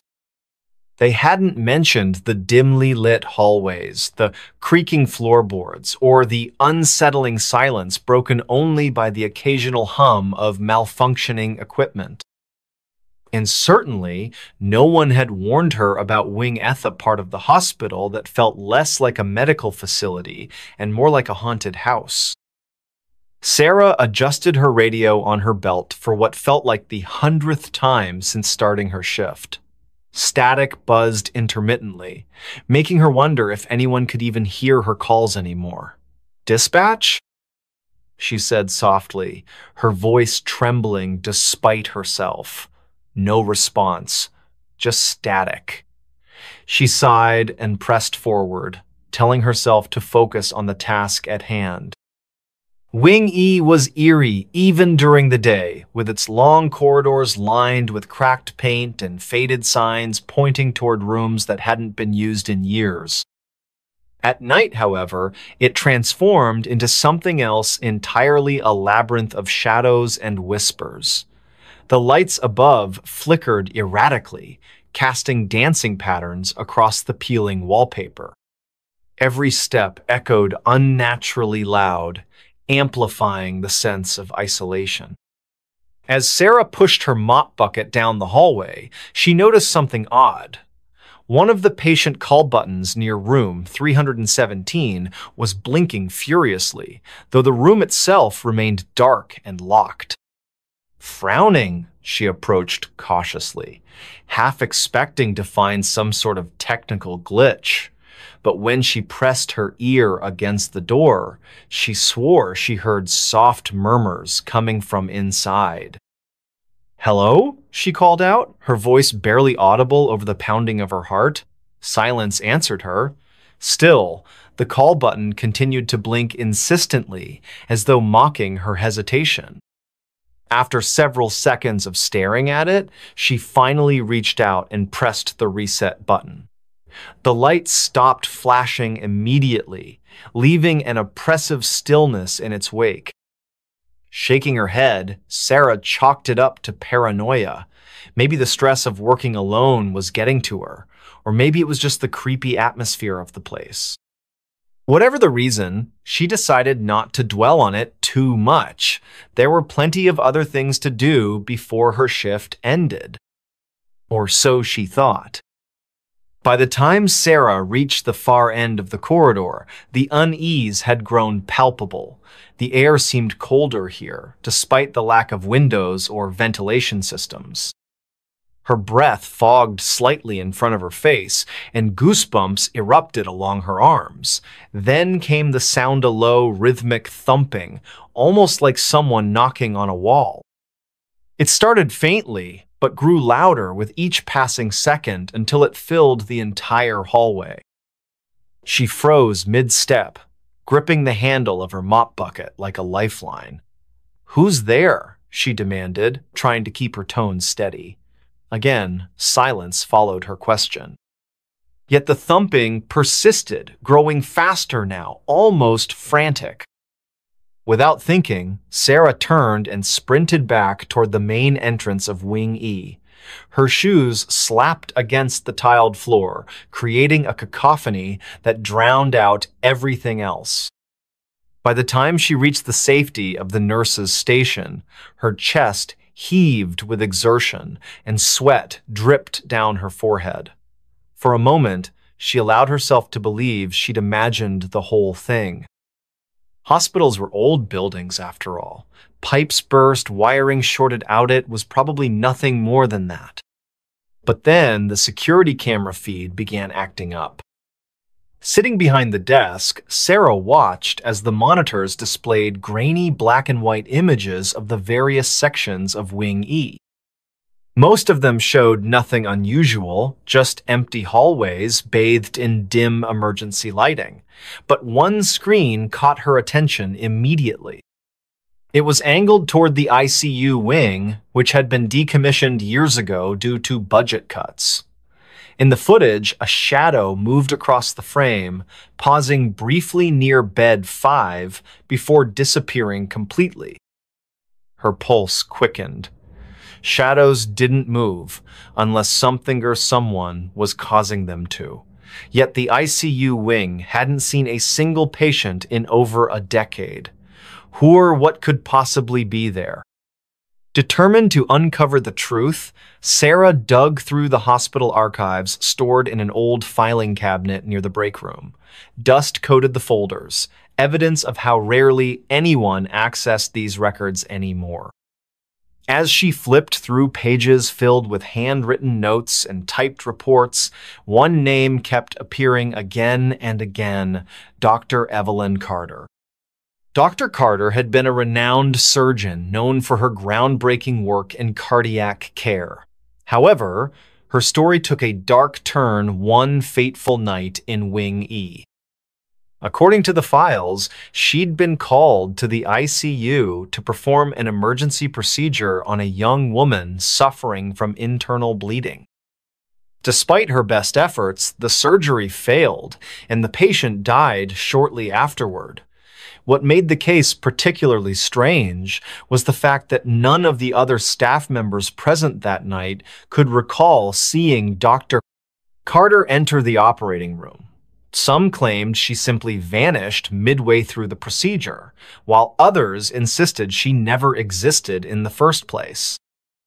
Even stranger was the testimony of Nurse Linda Thompson, who worked alongside Dr. Carter that evening. In her statement, Linda described feeling an overwhelming sense of dread as soon as she entered the ICU. She claimed to have seen shadowy figures lurking in the corners of the room, whispering unintelligible phrases directly into her ears. By morning, Linda had quit her job, refusing ever to return to St. Mercy. Sarah closed the folder slowly, her mind racing. If what she read was true, then perhaps Wing E really was cursed. But why? And why did it seem determined to drag her into its web of terror? With trembling hands, Sarah retrieved her flashlight from the supply closet and ventured deeper into Wing E than she'd ever dared before. Her destination was clear: the abandoned ICU wing where the phantom Dr. Astor Kane Mays Tuthap Carter supposedly met her demise. Along the way, the phenomena intensified. Lights blinked erratically, machinery beeped without cause, and distant footsteps echoed through the halls, always staying just out of sight.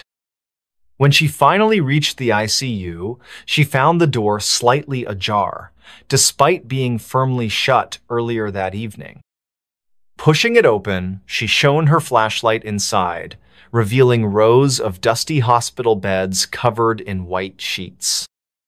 Each bed bore the faint outline of a body beneath it, as though waiting for occupants who would never arrive. And then she saw her. Standing at the far end of the room was a figure draped in a blood-stained surgical gown.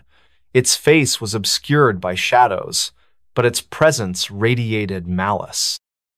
Sarah stumbled backward, nearly dropping her flashlight as the entity turned to face her fully. A guttural growl escaped its lips, vibrating through the air like thunder.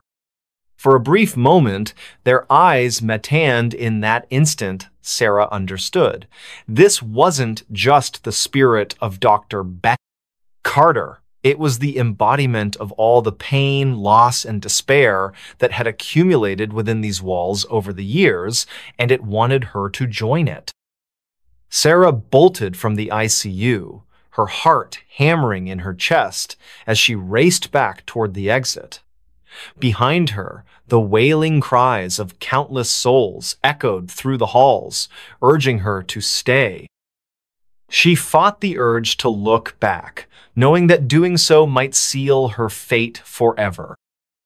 Somehow, she managed to escape Wing E, collapsing onto the cold concrete outside as dawn broke over the horizon. Gasping for air, she pulled out her phone and dialed emergency services, reporting everything she'd experienced.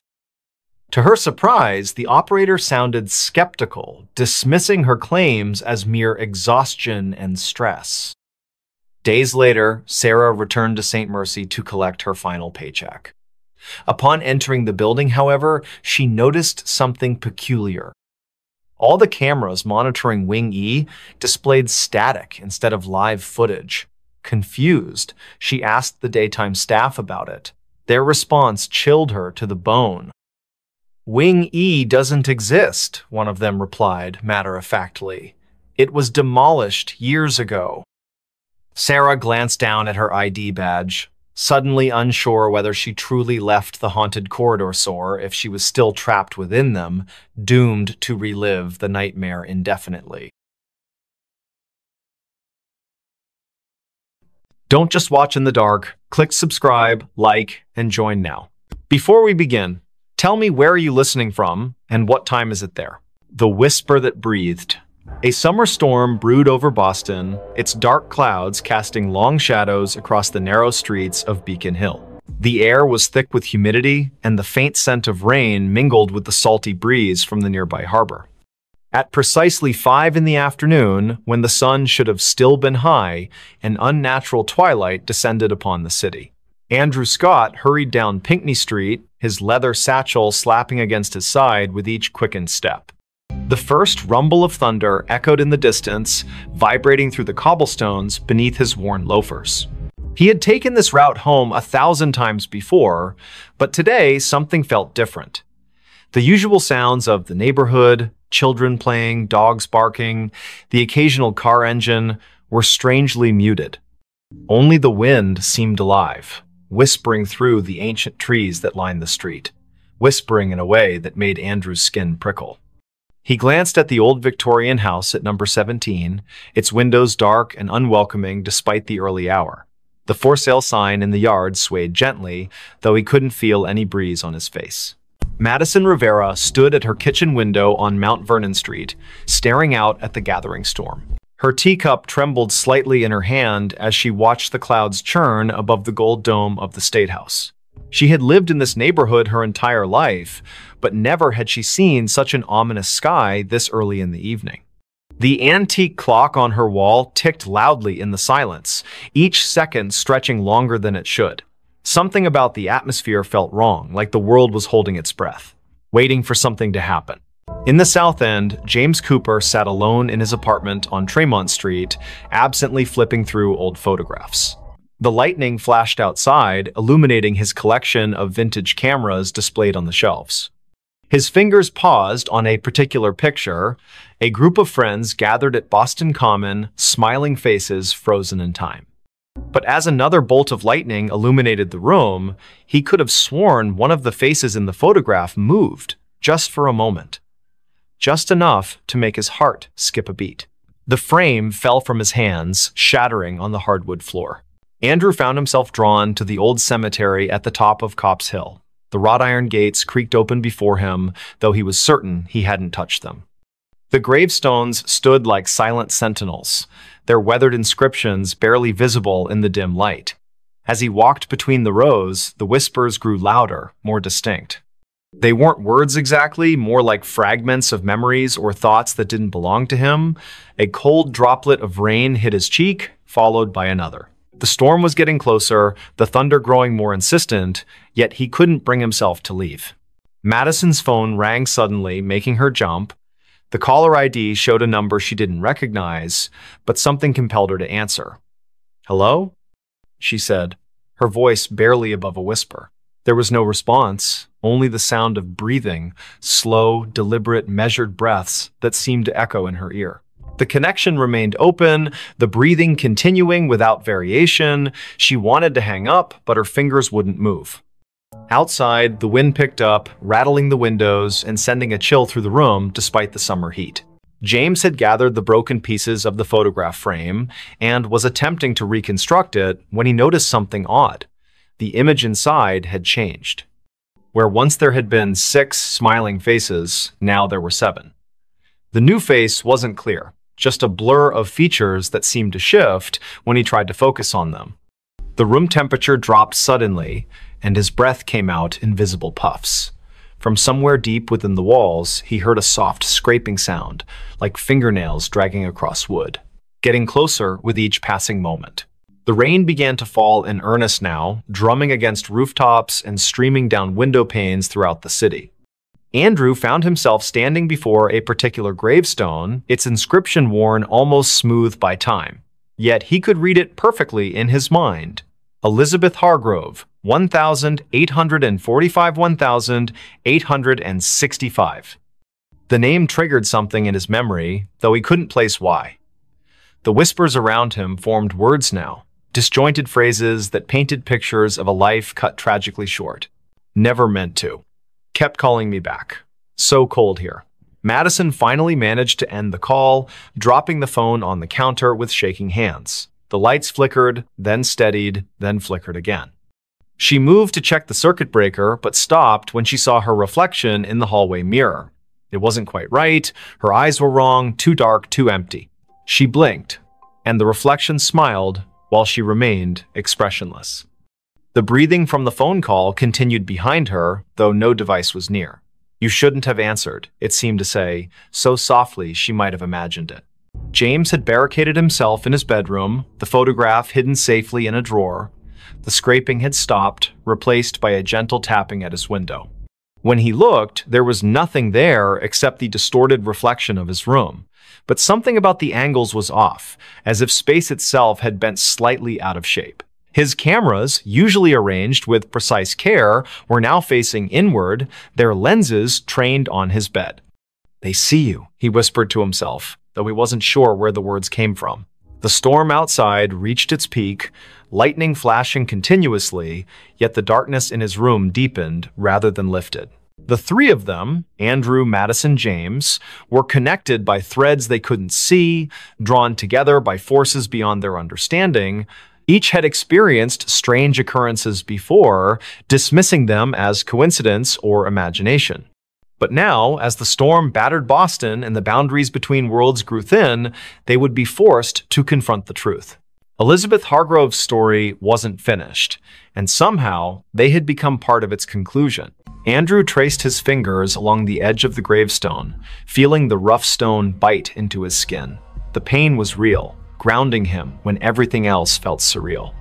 The whispers told him things, terrible things, about what had happened here all those years ago. A forbidden love, a desperate plea, a final betrayal. The rain soaked through his clothes, but he barely noticed. In his mind's eye, he could see her, Elizabeth, young and beautiful, standing at the edge of the hill, looking out toward the harbor.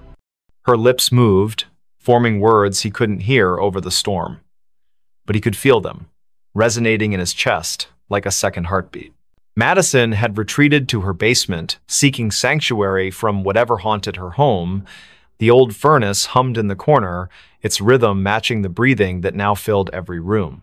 Boxes stacked against the walls contained fragments of her family's history, generations of Riveras who had lived and died in this very house. She opened one at random, finding a yellowed newspaper clipping. The headline read, "Local Girls' Mysterious Death Shocks Community." The date was June 12, 1865. The photograph showed a girl who looked remarkably like her, standing beside a man whose face was obscured by shadow. He promised, the breathing seemed to say. But he lied. James discovered something in his closet, a small wooden box he didn't remember owning. Inside were letters, written in elegant script that faded even as he read them. They spoke of longing and loss, of meetings in secret places, of promises broken under duress. The last letter ended abruptly. "If you're reading this, then I have failed. Tell them what he did, tell them how he silenced me, the whispers will guide you." The room temperature plummeted, frost forming on the inside of his window. Outside, something moved between the flashes of lightning, something that shouldn't exist in this world. Find them. It breathed. All of you. The storm reached its crescendo, lightning striking the gold dome of the State House with a deafening crack. For a moment, everything went white, and when vision returned, the city seemed subtly altered. Shadows fell differently, familiar landmarks appeared slightly skewed, people walking in the streets moved as if underwater, their faces blank masks. Those who had been touched by Elizabeth's story felt the change most acutely. Their senses heightened, their perceptions expanded beyond normal limits. Sounds carried from impossible distances. Smells lingered long after their sources disappeared. Touches left imprints that glowed faintly in the dark. Andrew found himself unable to leave the cemetery. The gates had vanished, replaced by an endless expanse of tombstones stretching in all directions. Each bore Elizabeth's name, each marked a different year of death. The whispers became a chorus now, overlapping voices telling conflicting versions of the same tragedy. Some claimed she had thrown herself from the hill in despair, others insisted she had been pushed. All agreed on one thing: justice had never been served.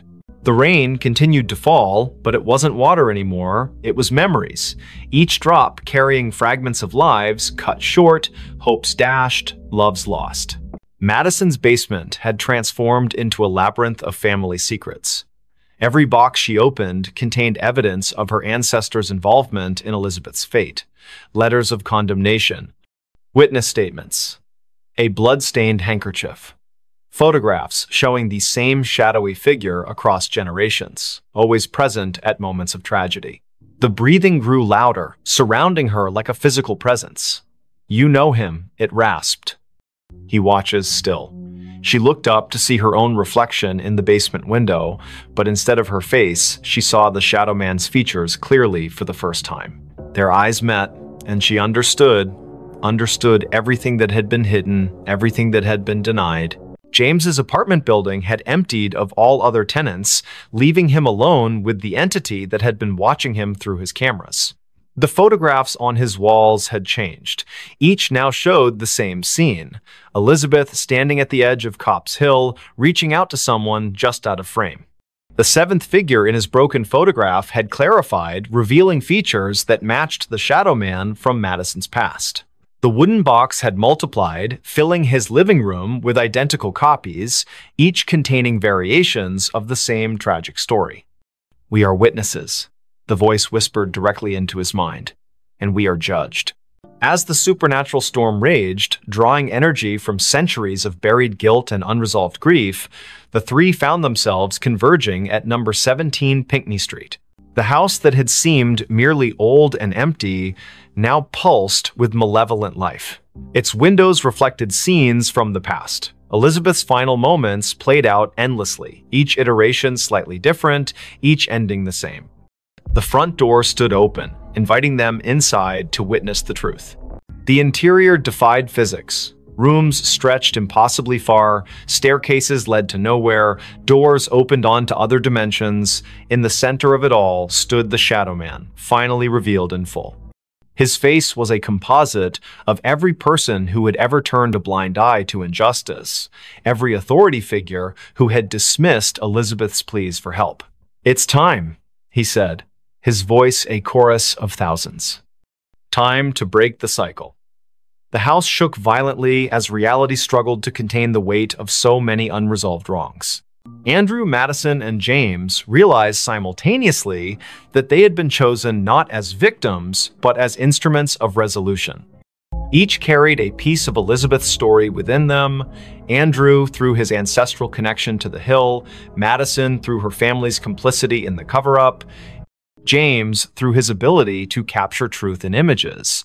Together, they formed a conduit through which Elizabeth's voice could finally be heard, her story told in full, her justice served. The Shadow Man began to dissolve, his form unraveling like smoke caught in a strong wind. "Too late," he whispered, fragments of his essence dispersing into the ether. The truth cannot be contained. The house around them started to collapse, folding in on itself as centuries of lies unraveled. Through the destruction, Elizabeth emerged, not as a ghost, but as a manifestation of collective memory given form. Her eyes held all the sorrow of her age, yet also a spark of hope newly kindled. The storm broke as suddenly as it had begun, leaving behind an eerie calm. Number 17 Pinckney Street stood intact once more, its windows dark, and its for sale sign swaying gently in the evening breeze. Andrew, Madison, and James found themselves standing on the sidewalk, drenched and disoriented but whole. The whispers had ceased, replaced by the natural sounds of a city recovering from a summer storm. Lightning flashed one last time, illuminating the hilltop where Elizabeth had stood so long ago. For a brief moment, they thought they saw her silhouette against the darkening sky, her hand raised in farewell. Life in Boston returned to normal, though those who had been touched by the supernatural events carried their experiences like scars, invisible to others, but ever present in their minds. Andrew devoted himself to preserving local history, ensuring that stories like Elizabeth's would never be forgotten again. Madison worked to uncover other buried truths in her family's past, determined to break cycles of silence and denial. James continued taking photographs, but now his lens sought to capture not just images, but essences, the intangible elements that made people who they were. On quiet summer evenings, when storms gathered over the city and the wind whispered through the ancient trees, some claimed they could still hear Elizabeth's voice. Not demanding vengeance, not seeking pity, simply reminding those who would listen that truth has a way of emerging, no matter how deeply it is buried. And sometimes, when passing number 17 Pinckney Street, particularly sensitive souls might catch a glimpse of movement in an upper window or feel a gentle touch on their shoulder, accompanied by the softest of whispers, "Thank you." The story of Elizabeth Hargrove became legend in certain circles, a cautionary tale about the dangers of ignoring injustice and the power of collective memory. Her name appeared in historical records, her story told in museums and walking tours. Yet those who had truly known her, Andrew, Madison, James, understood that her presence lingered not in these official accounts, but in the spaces between them. In the moments when the world seemed to hold its breath, when shadows fell just a little too deep, when the wind carried voices from another time, Boston continued its march forward, oblivious to the thin veil separating past from present. Summer storms still rolled in from the Atlantic, lightning still illuminated the gold dome of the State House. Children still played in the shadow of Copp's Hill, unaware of the tragedy that had unfolded there so long ago. But somewhere, in the fabric of the city itself, Elizabeth's story continued to resonate. A reminder that some truths refuse to be silenced. Some voices continue to breathe long after their bodies have turned to dust. And on nights when the moon hung low over Beacon Hill, casting long shadows across the cobblestone streets, those who listen closely might hear it, the whisper that breathed, carrying fragments of a life reclaimed, echoes of justice finally served. Reminders that even in death, truth finds a way to speak through those willing to listen. Screams in the warehouse at night. The winter air in Savannah carried an unusual chill, even for Georgia. The cicadas buzzed incessantly through the humid night as Amelia Thompson tightened her scarf around her neck. She had taken the security job at the old warehouse on the outskirts of town, mostly out of desperation. The building stood like a monolith against the dark sky, its weathered brick walls telling stories of better days when it was part of the thriving port district. Liam Allen, her partner for the night shift, leaned against their patrol car while chewing absent-mindedly on a toothpick. "Third week, and you're still jumpy," he said with a smirk that didn't quite reach his eyes. His attempt at casual conversation couldn't mask the tension in his voice. They both knew something wasn't right about this place. Every night brought new sounds from within the warehouse's walls, sounds that shouldn't exist in an empty building. As they approached the main entrance, Amelia noticed the padlock looked different somehow. The scratches around the hasp seemed fresh, though she could have sworn she'd checked it thoroughly just hours before. Liam must have seen her hesitation because he placed a hand on her shoulder. "Probably just kids messing around again," he said, but his words lacked conviction. Last week, they'd found graffiti inside that definitely hadn't been there during their previous rounds. The heavy metal door groaned in protest as Liam pushed it open. The smell hit them immediately, damp concrete mixed with something metallic that made Amelia's stomach churn. Their flashlights cut through the darkness, revealing rows of empty pallets and dusty machinery. The air felt heavier inside, pressing against their lungs with each breath. Somewhere deep in the shadows, water dripped methodically. Drip, drip, drip. They started their usual patrol route, boots echoing ominously against the concrete floor. Amelia couldn't shake the feeling they were being watched. The security cameras mounted high on the walls provided little comfort. Their red lights blinked steadily, but she knew from experience how unreliable they were. Half of them were either broken or showed nothing but static-filled images on the monitor back at their station. "Did you hear that?" Amelia whispered suddenly, grabbing Liam's arm. A soft scraping sound had come from somewhere behind the rows of shelving units. It sounded like metal dragging across concrete. Slow, deliberate. Liam raised his flashlight, the beam trembling slightly despite his best efforts to keep it steady. "Probably just rats," he muttered, though neither of them believed it. The sound came again, closer this time. Closer. Their radios crackled to life without warning, making them both jump. Static filled their ears for several seconds before a distorted voice broke through. "Help me." The transmission ended abruptly, leaving only silence in its wake. Amelia and Liam exchanged a worried glance. That section of the frequency belonged to local emergency services, not their security channel.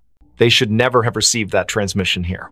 The temperature seemed to drop several degrees as they continued deeper into the warehouse. Their breath formed visible clouds in the beam of their flashlights. Something moved in the corner of Amelia's vision. a shadow too large to be a rat, darting between support columns. When she turned to look directly at it, there was nothing there. Just empty space and more shadows that seemed to stretch longer than they should. Liam stopped suddenly, causing Amelia to bump into him. He was staring at something on the floor ahead. At first glance, it looked like oil stains, but as they moved closer, the metallic smell became overwhelming. Blood. Fresh blood leading toward one of the loading docks. The trail glistened wetly in their flashlight beams, ending abruptly at the edge of a large pool that hadn't been there during their last pass through this area. Neither of them spoke as they followed the path, their footsteps careful and measured. The loading dock area proved even colder than the rest of the warehouse.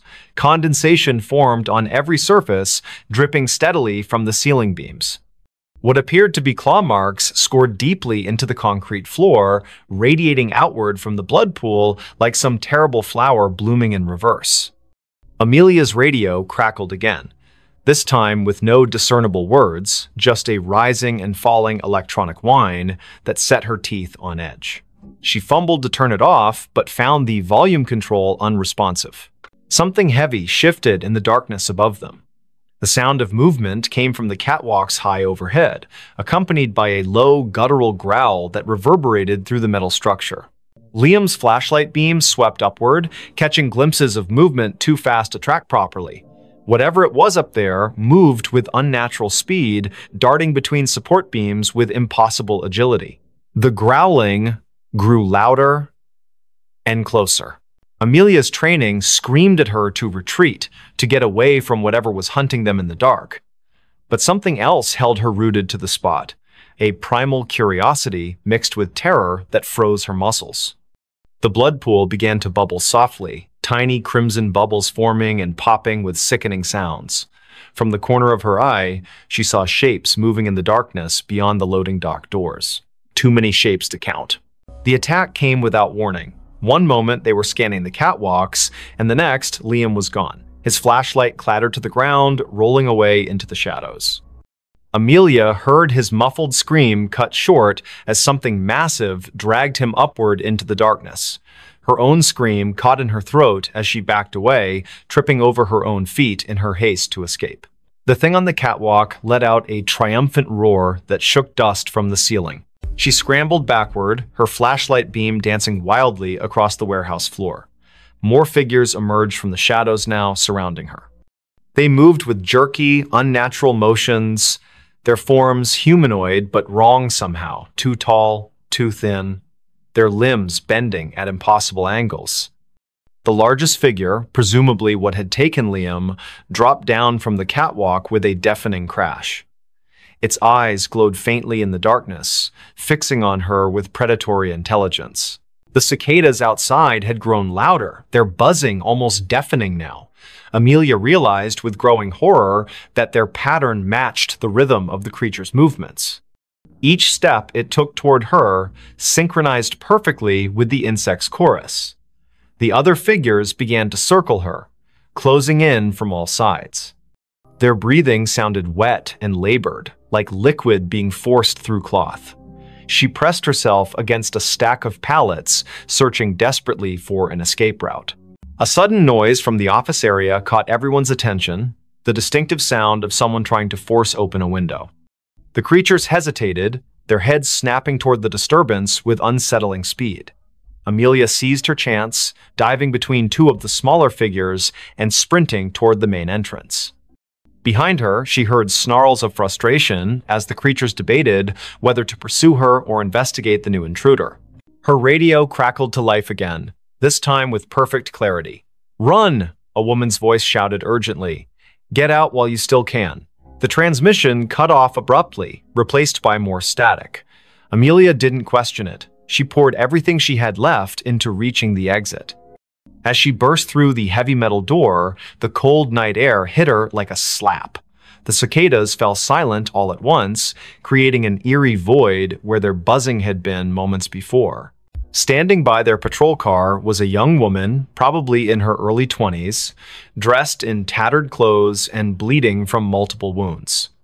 Her eyes widened when she saw Amelia emerge from the warehouse. "You shouldn't be here," she whispered hoarsely. None of us should be here. Before Amelia could respond, the girl collapsed to her knees, pointing weakly back toward the building. They're coming. True to her warning, the warehouse doors slammed shut with enough force to rattle the entire structure. The windows on the upper floors began to glow with an unnatural light, pulsing in time with the now returning cicada chorus. Shadows moved behind the glass in ways that defied physics, stretching and contorting until they seemed to press against the very fabric of reality. Amelia helped the mysterious girl to her feet, noticing for the first time these strange symbols carved into her arms. "We need to move," the girl insisted, pulling Amelia toward the car. "They'll be spreading soon. They always do after a feeding." Her words sent chills down Amelia's spine, not least because she realized dawn was still hours away. The temperature continued to drop, frost forming on nearby surfaces despite the humid air. The warehouse seemed to pulse with malevolent energy, its walls expanding and contracting like living tissue. As they reached the patrol car, Amelia risked one last look back. Dozens of glowing eyes stared out from the warehouse windows, watching them with obvious hunger. Something massive moved behind the glass, its silhouette too large to be contained within the building's walls. The girl shoved her into the passenger seat, taking the wheel herself with surprising strength. "Don't look back," she warned as she started the engine. "Whatever you do, don't look back until we're out of Savannah." The drive through the city streets felt surreal. Streetlights flickered erratically as they passed, and the few people still out at this hour seemed to be walking in slow motion, their faces blank and expressionless. The girl Spiel, who introduced herself only as Rachel, kept checking the rearview mirror obsessively, muttering about spread patterns and infestation zones. Amelia wanted to ask questions, but found herself unable to form coherent thoughts, let alone words. They reached the city limits just as the first hints of dawn began to lighten the horizon. Rachel visibly relaxed, though she maintained their speed well above the legal limit. "You got lucky tonight," she said finally. "Most people don't make it out of there alive, especially not after hearing the screams." Amelia opened her mouth to ask what she meant, but Rachel cut her off. "Don't worry about it now. Just know that you've been marked. They'll be watching for you, watching and waiting." The cicadas began their morning song as they left Savannah behind, their buzzing gradually fading into silence. Amelia stared at her reflection in the side window, barely recognizing herself. Her face was pale and drawn, her eyes haunted by things she couldn't yet comprehend. In the distance, church bells began to ring, their tones carrying an unexpected sense of finality. Rachel gripped the steering wheel tighter, her knuckles white against the gathering daylight. Somewhere behind them, in the heart of Savannah's industrial district, the warehouse stood silent and still. Its walls bore fresh scratches and scorch marks that hadn't been there the night before. Inside, pools of blood slowly dried on the concrete floors, already beginning to attract flies. The security cameras remained offline, their lenses cracked and blackened. High above, on the catwalks, something waited patiently for nightfall. Something that remembered the taste of fear. Bunny Man stole a child last night. It was a quiet evening in the small town of Willow Creek, where the air carried the scent of freshly cut grass and damp earth. The clock struck 9:15 p.m. as Emily Carter sat nervously on her porch, fanning herself against the sticky warmth that refused to dissipate even after sunset. Her younger brother, Jake, played nearby with his best friend, Lily, their laughter echoing through the quiet streets lined with towering oak trees. Unbeknownst to them, the tranquility of this moment would soon shatter into chaos. The Carters lived in a modest house near the edge of a dense forest, a place known locally as Bunny Man Woods. Tales of the Bunny Man, a mysterious figure said to haunt these woods, were whispered among locals, though most dismissed them as mere folklore. Emily, however, had always felt an inexplicable unease whenever she heard those stories. That night, her instincts screamed louder than ever before. As the sun dipped below the horizon, casting long shadows across the yard, Emily noticed something odd about the forest. Its usually calm surface rippled unnaturally, as if stirred by an invisible hand. A faint mist began to rise, curling lazily toward the shore like tendrils of smoke. She dismissed it at first, chalking it up to the humidity, but then came the sound, a low, guttural growl carried on the breeze, haunting and otherworldly. It sent shivers down her spine, and she instinctively called out to Jake, urging him to come inside. "Jake, time to head home," Emily shouted, her voice cutting through the twilight. The children paused their game momentarily, glancing toward the house. But instead of obeying, Jake hesitated, drawn to the edge of the forest by some unseen force. "Just one more minute," he pleaded, his eyes wide with curiosity. Emily frowned, sensing the growing tension in the air, but reluctantly agreed, promising to keep a close eye on him. Minutes later, the atmosphere shifted dramatically. The sky darkened prematurely, clouds rolling in with unnatural speed, blotting out the stars and moon. A cold wind swept through the area, carrying with it the scent of salt and decay, unlike anything Emily had ever smelled before. The laughter of the children faded into silence, replaced by an oppressive stillness that pressed down on everything around them. And then, from somewhere beyond the tree line, came the sound again, this time clearer, closer, and unmistakably human. "Help me," cried a voice, high-pitched and filled with anguish, reverberating through the night. The words echoed in English, translating to "help me." Each syllable dripped with sorrow, yet beneath it lay a menace that made Emily's blood run cold. She turned sharply toward the forest, her heart pounding wildly in her chest. There, standing knee-deep in the shadows, was a figure cloaked in white, a man with long ears resembling those of a rabbit, his arms outstretched as if beckoning someone forward. "Jake!" Emily screamed, lunging toward her brother just as the child took another step closer to the edge. But it was too late. Before anyone could react, Jake slipped into the murky depths of the forest, vanishing beneath the thick canopy without so much as a splash. Panic surged through Emily as she dove in after him, fighting against the underbrush that seemed stronger than any natural force. Beneath the leaves, she saw shapes, moving sinister figures with hollow eyes and skeletal hands reaching out to drag her deeper. Somehow, Emily managed to claw her way back to the edge of the forest, gasping for air as tears streamed down her face. She searched frantically for any sign of Jake, calling his name over and over until her voice cracked from exhaustion. But there was nothing, no movement, no response, only the eerie silence broken occasionally by the distant echo of the bunny man's cries. Hours passed as searchlights scanned the forest edges and volunteers combed the woods, hoping against hope to find Jake alive. Days turned into weeks, and still no trace of the little boy emerged. The community mourned alongside the Carter family, offering condolences and sharing their own tales of encounters with the bunny man. Some claimed to have seen him wandering the forest edges at night, his ghostly form illuminated by the pale light of the moon. Others spoke of hearing his cries during storms, warning people to stay away from the woods. For Emily, the guilt became unbearable. Every night, she dreamed of that moment, the icy grip of the forest pulling her under, the skeletal hands grabbing at her ankles, and the hollow eyes staring back at her from the darkness. She began hearing things, too soft whispers in the dead of night, footsteps outside her bedroom window, and sometimes faint giggles coming from the direction of the forest.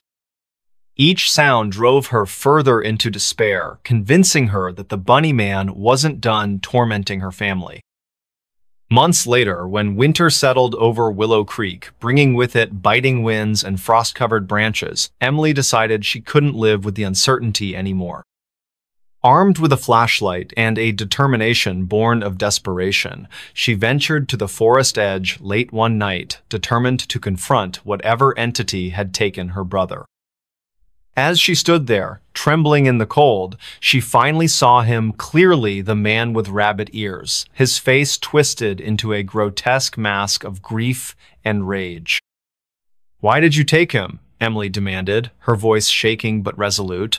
The figure tilted its head slightly, studying her with eyes that burned like embers. Then, without warning, it lunged forward, its translucent fingers brushing against Emily's cheek before retreating into the mist. In that instant, Emily understood the spirit hadn't acted out of malice. It had mistaken Jake for one of its own lost children, drawn by the innocence and vulnerability all children share. Though the revelation brought some measure of closure, it did little to ease the pain of losing her brother. Emily continued to visit the forest edge, leaving offerings of flowers and candles in hopes of appeasing the restless soul that haunted its woods. Over time, the sightings of the Bunnyman diminished, as if the spirit had found peace or, perhaps, simply moved on to another place where unsuspecting victims wandered too close to the edge. Even now, years later, Emily carries the memory of that night with her wherever she goes. Every now and then, during quiet nights when the world seems most still, she hears the faintest whisper of a child's laugh or feels the chill of unseen breath against her neck. And though she tells herself repeatedly that it's over, deep down, she can't help but wonder if the Bunnyman is still out there watching, waiting, searching for his next child to claim. Slender Man took my best friend. It was a crisp autumn evening in the small town of Briarwood, where the air carried a chill that hinted at the approaching winter. The clock read 7:45 p.m. as Megan Carter sat alone in her dimly lit bedroom, scrolling through social media on her phone. Outside, the wind rustled through the towering oak trees, their golden leaves scattering across the yard like confetti. Inside, Megan's house was quiet, save for the occasional creak of the wooden floors and the soft hum of crickets chirping outside. Her best friend, Clara, had promised to visit earlier that day, but she hadn't shown up yet. Megan wasn't worried. Clara was always running late, but something about the evening felt off. Megan decided to call Clara just to check in. The phone rang twice before being answered, but instead of hearing her friend's familiar voice, there was only silence. "Clara, are you there?" Megan asked, her voice tinged with concern. Still no response, just the faint sound of breathing on the other end. A shiver ran down Megan's spine. "Hello? Is someone there?" She tried again, her heart beginning to race. Suddenly, the line went dead, leaving Megan staring at her phone in confusion. She shook it off, telling herself it was probably just a bad connection. But as the hours passed and Clara still didn't show up, Megan's unease grew. By 10:00 p.m., she couldn't take it anymore. Grabbing her coat and flashlight, she headed out into the night to look for her friend. The streets were eerily quiet, the only sounds being the rustling leaves and the distant hoot of an owl. Megan checked all the usual spots, their favorite coffee shop, the park where they used to play as kids, even Clara's house, but there was no sign of her. As Megan walked back toward her own home, she noticed something strange, a figure standing at the edge of the forest near the old abandoned factory. It was tall, unnaturally so, with limbs that stretched impossibly long and thin. Its face was obscured by darkness, but its presence radiated an undeniable menace. Megan froze, her breath catching in her throat. She wanted to run, but her legs felt rooted to the spot. For what felt like an eternity, the figure simply stood there, watching her with glowing red eyes that burned like embers in the night. Finally, Megan forced herself to move. She turned and sprinted back to her house, slamming the door shut behind her and locking it tightly. Her hands trembled as she dialed Clara's number again, hoping against hope that this time she would answer. But the call went straight to voicemail. Panicked, Megan called Clara's parents next. They sounded just as confused and worried when she told them about the missed meeting and the mysterious figure in the woods. The next morning, Megan and Clara's parents reported her disappearance to the police. Officers arrived at the scene, searching the area thoroughly but finding nothing unusual. No footprints, no signs of struggle, nothing to indicate anyone had been there recently. As the days turned into weeks, the investigation yielded no results. Clara was gone. vanished without a trace, leaving behind only unanswered questions and lingering fears. Megan struggled to cope with the loss of her best friend. Every night she dreamed of the figure in the woods, its glowing red eyes staring into hers as if trying to communicate something important. Sometimes, in those dreams, she saw Clara too standing beside the figure, her face pale and hollow, her eyes devoid of life. When Megan woke up, drenched in sweat and gasping for air, she couldn't shake the feeling that whatever had taken Clara was still out there, watching and waiting. Desperate for answers, Megan began researching online, digging deeper into local legends and urban myths. That's how she first learned about the Slender Man, a mysterious entity said to haunt forests and deserted areas, preying on unsuspecting victims. Some claimed he acted out of malice, while others believed he was a guardian of sorts, protecting the woods from intruders. Regardless of his motives, the stories shared one common thread: those who encountered him rarely returned. Megan became obsessed with uncovering the truth. She visited libraries, spoke with locals who had heard similar tales, and even ventured back into the forest where she had seen the figure that night. Each trip left her more convinced that the Slender Man was real and that he had taken Clara. Strange things began happening around her house, shadows moving unnaturally in the corners of her vision, whispers echoing through the halls late at night, and occasionally, faint giggles that sounded both childlike and menacing at the same time. One evening, as twilight painted the sky in hues of orange and purple, Megan decided to try one last thing: a seance. Gathering candles, a Ouija board, and every protective charm she could find, she set up in her basement, hoping to make contact with Clara or whoever else might be listening. At first, nothing happened. The room remained silent, the only sounds being the flickering flames and Megan's rapid breathing. Then, without warning, the planchette on the Ouija board moved, spelling out words in jagged, uneven letters. "Help me," it read. Megan's heart pounded wildly in her chest. Was it really Clara, or was it something else entirely? Before she could ask another question, the lights in the basement flickered violently, plunging the room into near darkness before snapping back on again. Megan screamed, covering her ears as a deafening screech filled the air, echoing off the walls and reverberating through her skull. When she opened her eyes, the room was empty. The candles had been extinguished, the Ouija board lay scattered across the floor, and the protective charms hung broken and useless. But in the corner of the room, written in what looked like charcoal, were 3 chilling words. "She's with me now." From that moment on, Megan's life changed forever. Sleep eluded her as she listened helplessly to the whispers that filled her home.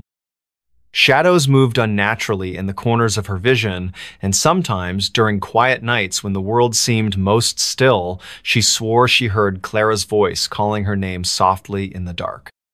Though she tried to convince herself it was all in her head, deep down, Megan knew better.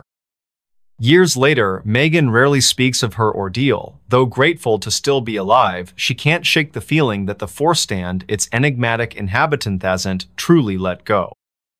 Somewhere, deep within the woods surrounding Briarwood, the Slender Man still waits, watching, listening, ready to claim his next victim.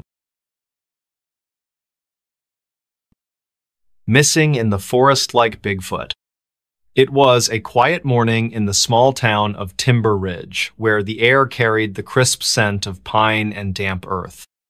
The clock struck 7:15 a.m. as Megan Carter prepared for another day of hiking along her favorite trail, one she had walked countless times before. The trail wound through towering pines and rocky outcrops, offering breathtaking views of the valley below. But this time, something would be different, something no one could have predicted. Megan loved the solitude of the forest, the way it wrapped around her like an old friend. She carried only the essential water bottle, some snacks, and her phone tucked safely into her pocket. As she set off down the trail, boots crunching against the frost-covered leaves, she felt invigorated by the fresh air and the promise of adventure ahead. Yet, as the hours passed and the path grew increasingly isolated, a strange unease began to settle over her. By mid-morning, Megan reached a clearing she knew well, a wide expanse of grass surrounded by ancient trees whose branches stretched skyward like skeletal fingers. It was here that she paused to take in the scenery, snapping a few photos with her phone. That's when she noticed a faint humming sound, barely audible over the rustling leaves and chirping birds. Curious, she turned in a slow circle, trying to pinpoint its source. The hum grew louder, more insistent, until it filled her ears completely, drowning out all other sounds. Suddenly, the world around her seemed to shift. The once familiar landscape blurred at the edges, colors fading into shades of gray, as if viewed through frosted glass.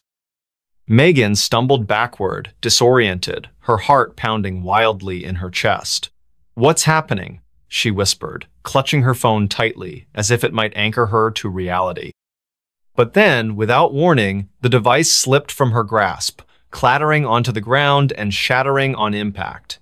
Panic surged through her as she realized she was completely cut off from help. The clearing now appeared eerily still, the previously lively atmosphere replaced by an oppressive silence that pressed against her eardrums. Shadows moved unnaturally in the corners of her vision, darting between trees and vanishing just as quickly. Megan called out, her voice trembling slightly, but there was no response, only the unsettling sensation of being watched. She tried to retrace her steps, retracing the path she had taken earlier, but each turn led her deeper into unfamiliar territory. The trail markers she relied on were gone, replaced by tangled underbrush and fallen logs that blocked her way. Hours, perhaps minutes. Time seemed distorted, hair passed as Megan wandered aimlessly through the forest, her mind racing with questions. Where had she gone wrong? Why did the trail seem to twist and turn unpredictably, leading her further astray with every step? And most importantly, why did she feel so certain that she wasn't alone? As daylight began to fade, casting long shadows across the ground, Megan spotted something unusual in the distance, a cluster of strange symbols etched into the bark of a nearby tree.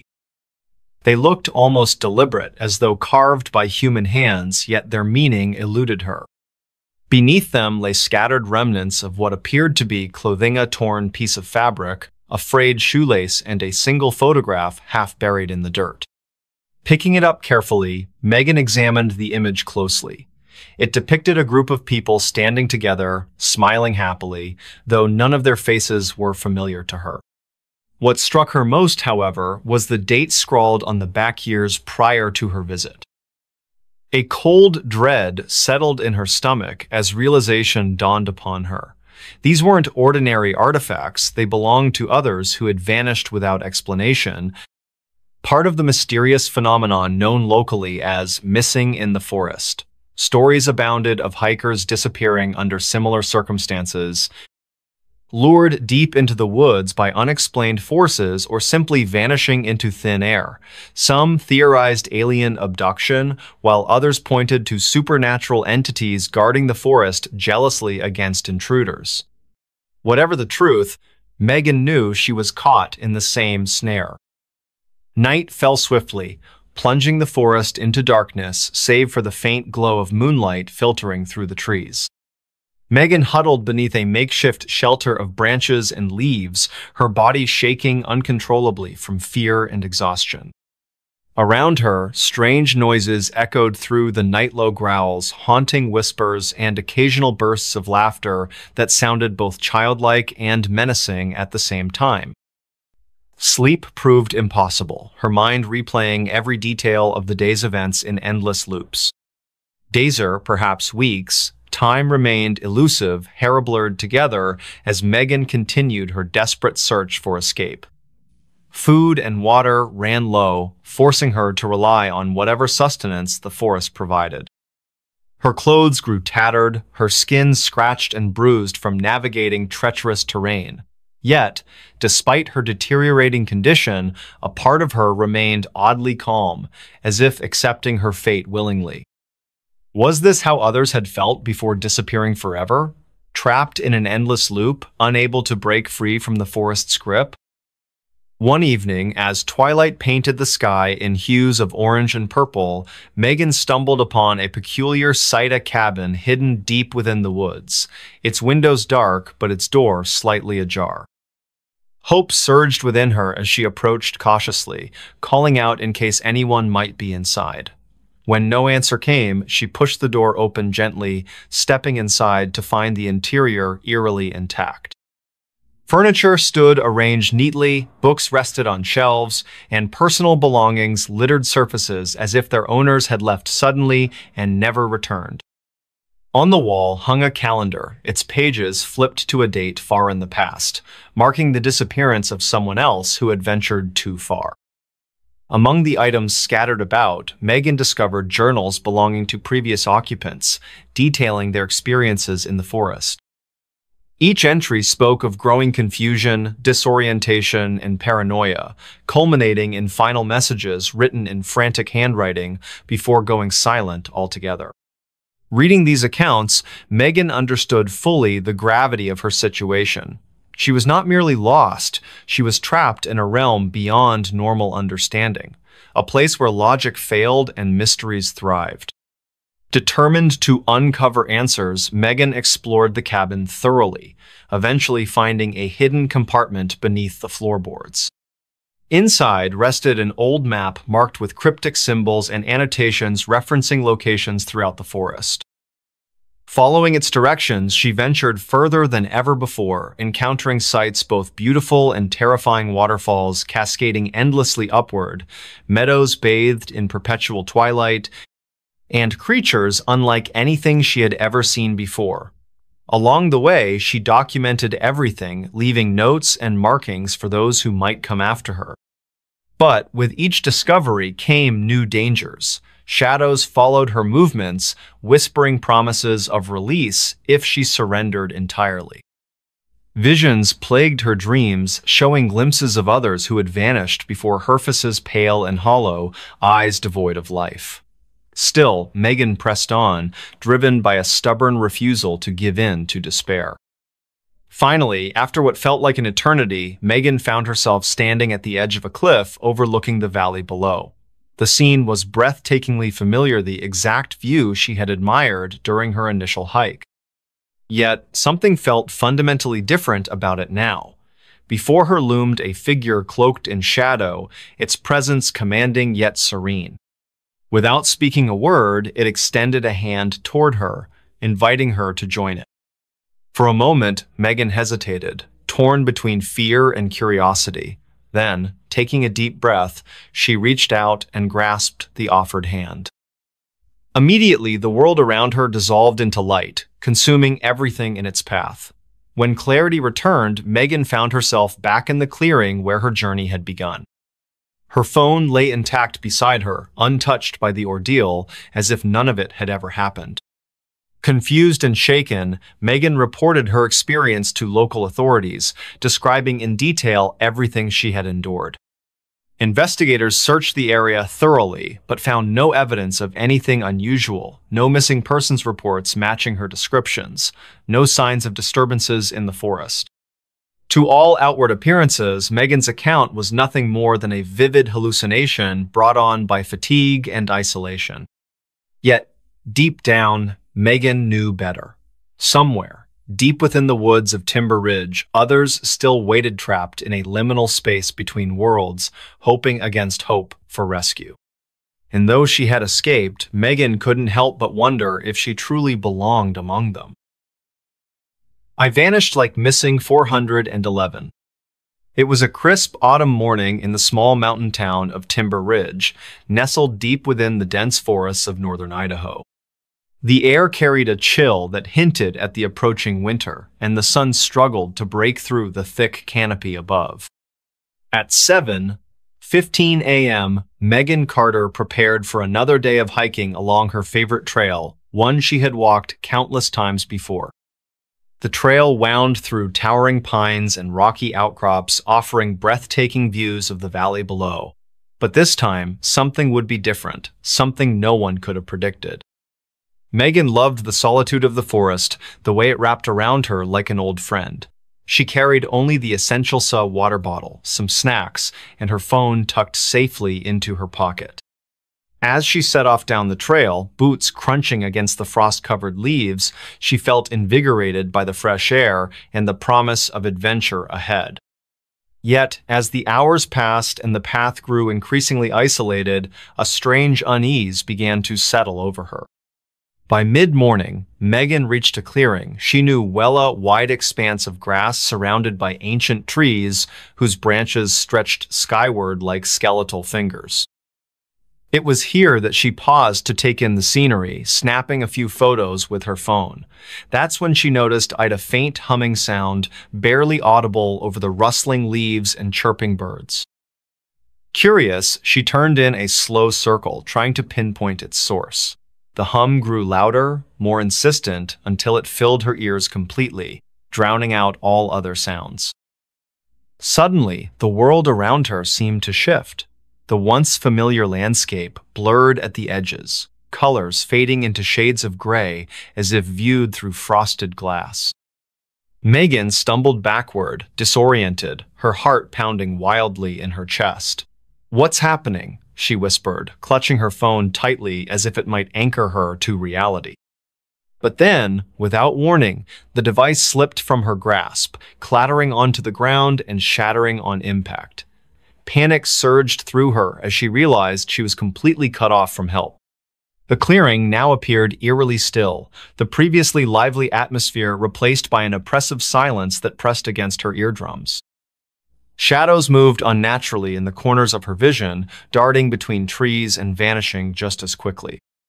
Megan called out, her voice trembling slightly, but there was no response, only the unsettling sensation of being